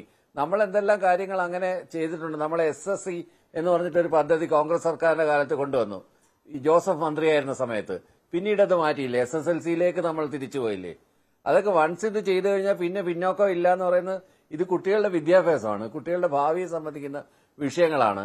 കേന്ദ്ര ഫണ്ടുകൾ നമ്മൾ വാങ്ങി എന്ന് കരുതി എല്ലാ കാര്യങ്ങളും നമ്മളിവിടെ കീഴടങ്ങലും ഒന്നുമില്ല. ഇതിന്റെ പേരും പറഞ്ഞുകൊണ്ട് അനാവശ്യമായിട്ട്, അല്ലാതെ തന്നെ നമ്മൾ ഫണ്ടുകളെല്ലാം പിടിച്ചു വെച്ചിരിക്കുകയാണ്. ഒരു അപ്രഖ്യാപിക സാമ്പത്തിക അടിയന്തരാവസ്ഥ ഉണ്ടെന്നുള്ള കാര്യം കോൺഗ്രസ്സുകാരാണെങ്കിലും ബാക്കി എല്ലാവരും അംഗീകരിച്ചിരുന്നതാണ്. കേന്ദ്രം എങ്ങനെയാണ് കേരളത്തിന് ശ്വാസം മുട്ടിക്കുന്നതെന്ന് എല്ലാവർക്കും അറിയാവുന്ന കാര്യമാണ്. ഈവൻ നമ്മൾ വയനാട് ദുരന്തം ഉണ്ടായപ്പോൾ തന്നെ നമുക്ക് അനുവദിച്ച ഫണ്ട് എത്രയാണ്? 259. നമ്മൾ ചോദിച്ചത് എത്രയാണ്? 2500. അങ്ങനെ നമ്മളെ എല്ലാ അർത്ഥത്തിലും ആ സമയം അവർ ഭരിക്കുന്ന സംസ്ഥാനങ്ങളിലെല്ലാം വാരിക്കോരി കൊടുക്കുകയും കേരളം ഡെവലപ്ഡ് ആണ്, അതുകൊണ്ടാണ് നമുക്ക് ഫണ്ട് തരാത്തതെന്നാണ് ഒരു ന്യായം പറയുന്നത്. കേരളത്തിൽ നിന്ന് വിദ്യാർത്ഥികളും മറ്റുള്ള ആളുകൾ തൊഴിലെടുക്കാനൊക്കെ പോകുന്നെങ്കിൽ നമ്മൾ വർഷാവർഷങ്ങളായിട്ട് ആർജിച്ചെടുത്ത സ്വാതന്ത്ര്യാനന്തര ഇന്ത്യ തൊട്ട് ഇങ്ങേയറ്റം വരെ നമ്മൾ ഉണ്ടാക്കിയെടുത്ത, അത് മൺട്രോ സാഹിബിയുടെ ആധുനിക വിദ്യാഭ്യാസം ഇവിടെ കൊണ്ടുവന്നത്, നോർത്തിൽ ബേസിൽ മിഷൻകാർ കൊണ്ടുവന്നതുപോലെ, അതല്ലെങ്കിൽ റിങ്കിൾ ടോബ ഇവിടെ കൊണ്ടുവന്നതുപോലെ ഒക്കെയുള്ള വിദ്യാഭ്യാസ നയത്തിന്റെ ഭാഗമായിട്ടാണ് കേരളത്തിന് ഈ ഉന്നത വിദ്യാഭ്യാസം ഉണ്ടായത്.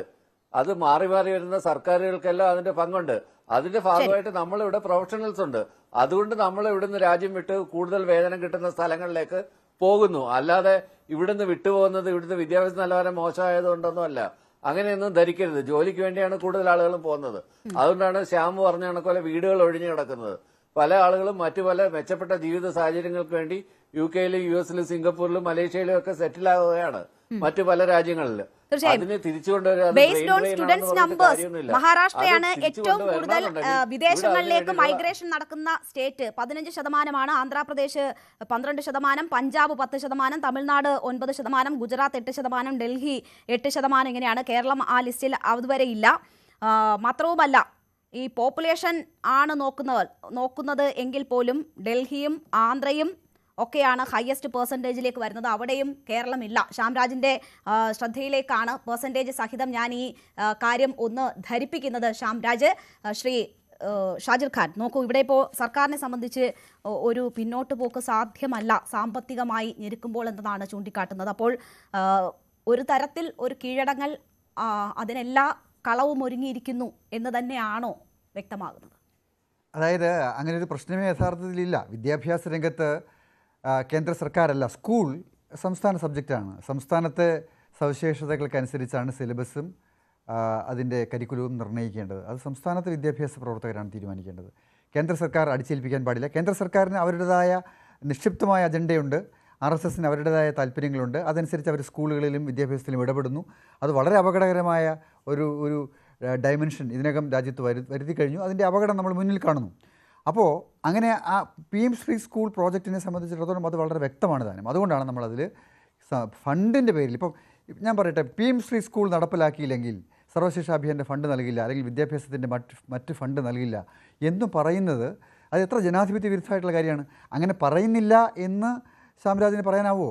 ഇല്ല, അങ്ങനെ നിർബന്ധിക്കുന്നുണ്ട്. എല്ലാ സംസ്ഥാനങ്ങളെ സംബന്ധിച്ചിടത്തോളവും ഫണ്ട് എന്ന കാര്യത്തിൽ ഒരു നിർബന്ധം കേന്ദ്ര സർക്കാർ അടിച്ചേൽപ്പിക്കുന്നുണ്ട്. ആ പ്രശ്നമുണ്ട് അവിടെ. അപ്പോൾ താങ്കൾ കൂടി പറഞ്ഞാൽ നമുക്ക് അവസാനിപ്പിക്കാം, സമയം തീരെ ഇല്ലാത്തത് കൊണ്ടാണ്. ഇതിനകത്ത് മനസ്സിലാക്കേണ്ട ഒരു കാര്യം, ഈ നിർബന്ധിച്ച് ഒപ്പിടിക്കുന്നു എന്നുള്ള ഒരു കാഴ്ചപ്പാട് തന്നെ തെറ്റാണ്. കാരണം നോക്കൂ, ഇത് അതാണ് ഞാൻ പറഞ്ഞത്, ഇത് ഞാൻ നിങ്ങൾക്ക് ആരെങ്കിലും 10 രൂപ തന്നിട്ട് ദാ പോയി ചായ കുടിച്ചു എന്ന് പറഞ്ഞ് എന്റെ കേസിൽ നിന്ന് എടുത്തു തരുന്ന പോലെ അല്ല. അത് കേരളത്തിലിരുന്ന് ഈ ഇത്ര കാലഘട്ടമായിട്ട് കമ്മ്യൂണിസ്റ്റ് പാർട്ടി ഭരിച്ചുകൊണ്ട് നിങ്ങൾക്ക് തോന്നുന്നതാണ്. ഇതിനെല്ലാം കൃത്യമായിട്ടുള്ള കണക്ക് വിവരണങ്ങൾ നൽകേണ്ടതുമാണ്. ഇത് ശ്രീ എന്ന് പറയുന്നത് കേന്ദ്ര പദ്ധതി കീഴിൽ 27,000 കോടി അലോട്ട് ചെയ്തിരിക്കുന്നു. ആ പണത്തിൽ നിന്ന് 1,500 കോടി കേരളത്തിന് കിട്ടണമെങ്കിൽ ആ PM ശ്രീ പദ്ധതിയിൽ ഞങ്ങൾ ഉൾപ്പെടും എന്നുള്ളതിന്റെ MOU കൊടുക്കണം. അത് നമ്മുടെ നാട്ടിലെ കണക്ക് സംവിധാനങ്ങളോട് കൃത്യമായിട്ടുള്ള ക്രയവിക്രയങ്ങളോട് ഒരു കണക്ക് കാണിക്കണം. മനസ്സിലായില്ലേ? അതിന് കണക്ക് കാണിക്കണമെന്ന് ഒരു വീണ്ടും തുടങ്ങി.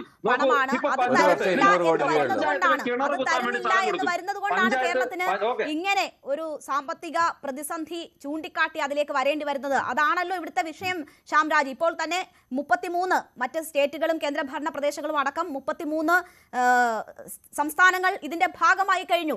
കേരളത്തിന് ഇനി എത്ര നാൾ അത് പിടിച്ചു നിൽക്കാൻ പറ്റും? അവർ 3 വർഷം പിടിച്ചു നിന്നു. സാമ്പത്തിക പ്രതിസന്ധിയിൽ പറ്റുന്നില്ല. അങ്ങനെ അതിന്റെ നയങ്ങളും ചട്ടങ്ങളും സംസ്ഥാനങ്ങളെ വരിഞ്ഞു മുറുക്കുന്നു കേന്ദ്രം. ഈ വരിഞ്ഞു മുറുക്കുന്നൊക്കെ രേണുകയുടെ കാഴ്ചപ്പാടാണ്. നോക്കൂ, ഇതിവിടെ ജനാധിപത്യ രീതിയിൽ പ്രവർത്തിക്കുന്ന ഒരു സർക്കാരാണ്. ആ സർക്കാരിന് ഒരു നയമുണ്ടെന്ന്. ആ നയത്തിൽ നിങ്ങൾ ഇപ്പൊ കേരളത്തില് പഞ്ചായത്തുകൾ കിണർ കുഴിക്കാൻ വേണ്ടി നിങ്ങൾക്ക് പൈസ തരും. അപ്പൊ ഞാൻ പറയാണ് എനിക്ക് പൈസ അതിനകത്ത് എഗ്രിമെന്റ് എഴുതാൻ പറ്റില്ല എന്ന് പറഞ്ഞിട്ട് പൈസ കിട്ടും. ഇത് രാജ്യത്തെ ഒരു സ്ഥാനമല്ലേ? ആ സംവിധാനത്തിലെ MOU ഒപ്പിടേണ്ടി വരത്തില്ല, എഗ്രിമെന്റുകൾ ഒപ്പിടേണ്ടി വരത്തില്ലേ? അതല്ലാതെ വെറുതെ വരിഞ്ഞു കൊടുക്കുന്നത് പറഞ്ഞാൽ അങ്ങനെ ശരി. ഇവിടുത്തെ പ്രശ്നം അറിയോ? ഇവിടെ നിങ്ങളൊരു കാര്യം മനസ്സിലാക്കി, ജനാധിപത്യ രീതിയിൽ തെരഞ്ഞെടുക്കപ്പെട്ട ഒരു സർക്കാരാണ് ഇവിടെ ഉള്ളത്. ആ സർക്കാർ ഞങ്ങൾക്കൊരു സ്കീമുണ്ട്, സത്യമാണ്, ഞങ്ങൾക്കൊരു കാഴ്ചപ്പാടുണ്ട്. ആ കാഴ്ചപ്പാടുകൾക്കനുസരിച്ചിട്ടുള്ള മുഴുവൻ സംവിധാനങ്ങളും നടപ്പാക്കുക തന്നെ ചെയ്യുമെന്നേ. അത് ജനാധിപത്യപരമായി തെരഞ്ഞെടുക്കപ്പെട്ട സംസ്ഥാനങ്ങളാണ് ഓരോ സ്റ്റേറ്റും ഓരോ സ്റ്റേറ്റിനും അവരുടേതായ അവകാശങ്ങളുണ്ട്. അവിടുത്തെ വിദ്യാഭ്യാസ പ്രവർത്തനങ്ങൾ കൺകറന്റ് ലിസ്റ്റിൽ വരുന്നതാണ്. സംസ്ഥാനത്തിനും സംസ്ഥാനത്തിന്റേതായ അവകാശങ്ങളുണ്ട് എന്ന് ബോധ്യപ്പെട്ടാൽ തീരാവുന്ന പ്രശ്നങ്ങളേ ഉള്ളൂ. തെരഞ്ഞെടുക്കപ്പെട്ട സർക്കാരുകൾ തന്നെയാണ് എല്ലാ സ്റ്റേറ്റിലും ഉള്ളത്. ശ്രീ ശ്യാംരാജ്, തെരഞ്ഞെടുക്കപ്പെട്ട സർക്കാരുകൾ തന്നെയാണ് എല്ലാ സ്റ്റേറ്റിലും ഉള്ളത്. അവർക്കും അവകാശങ്ങളുണ്ട്. അതുപോലെ തന്നെ ഓരോ മനുഷ്യർക്കും, കേരളത്തിലെ മനുഷ്യർക്കും അവർ കൊടുത്ത നികുതി പണത്തിന്റെ ഭാഗം അവർക്ക് കിട്ടാനുള്ള അവകാശമുണ്ട്. ആ അവകാശമുണ്ട് എന്നത് അംഗീകരിച്ചാൽ മതി, അത് ബോധ്യമുണ്ടായാൽ മതി. വളരെ നന്ദി ശ്യാംരാജ്. ഒപ്പം ചർച്ചയിൽ പങ്കെടുത്ത മറ്റ് അതിഥികൾക്കും. നമ്മുടെ സമയം പൂർണ്ണമായും അവസാനിക്കുന്നത് മാറുന്നോ അതോ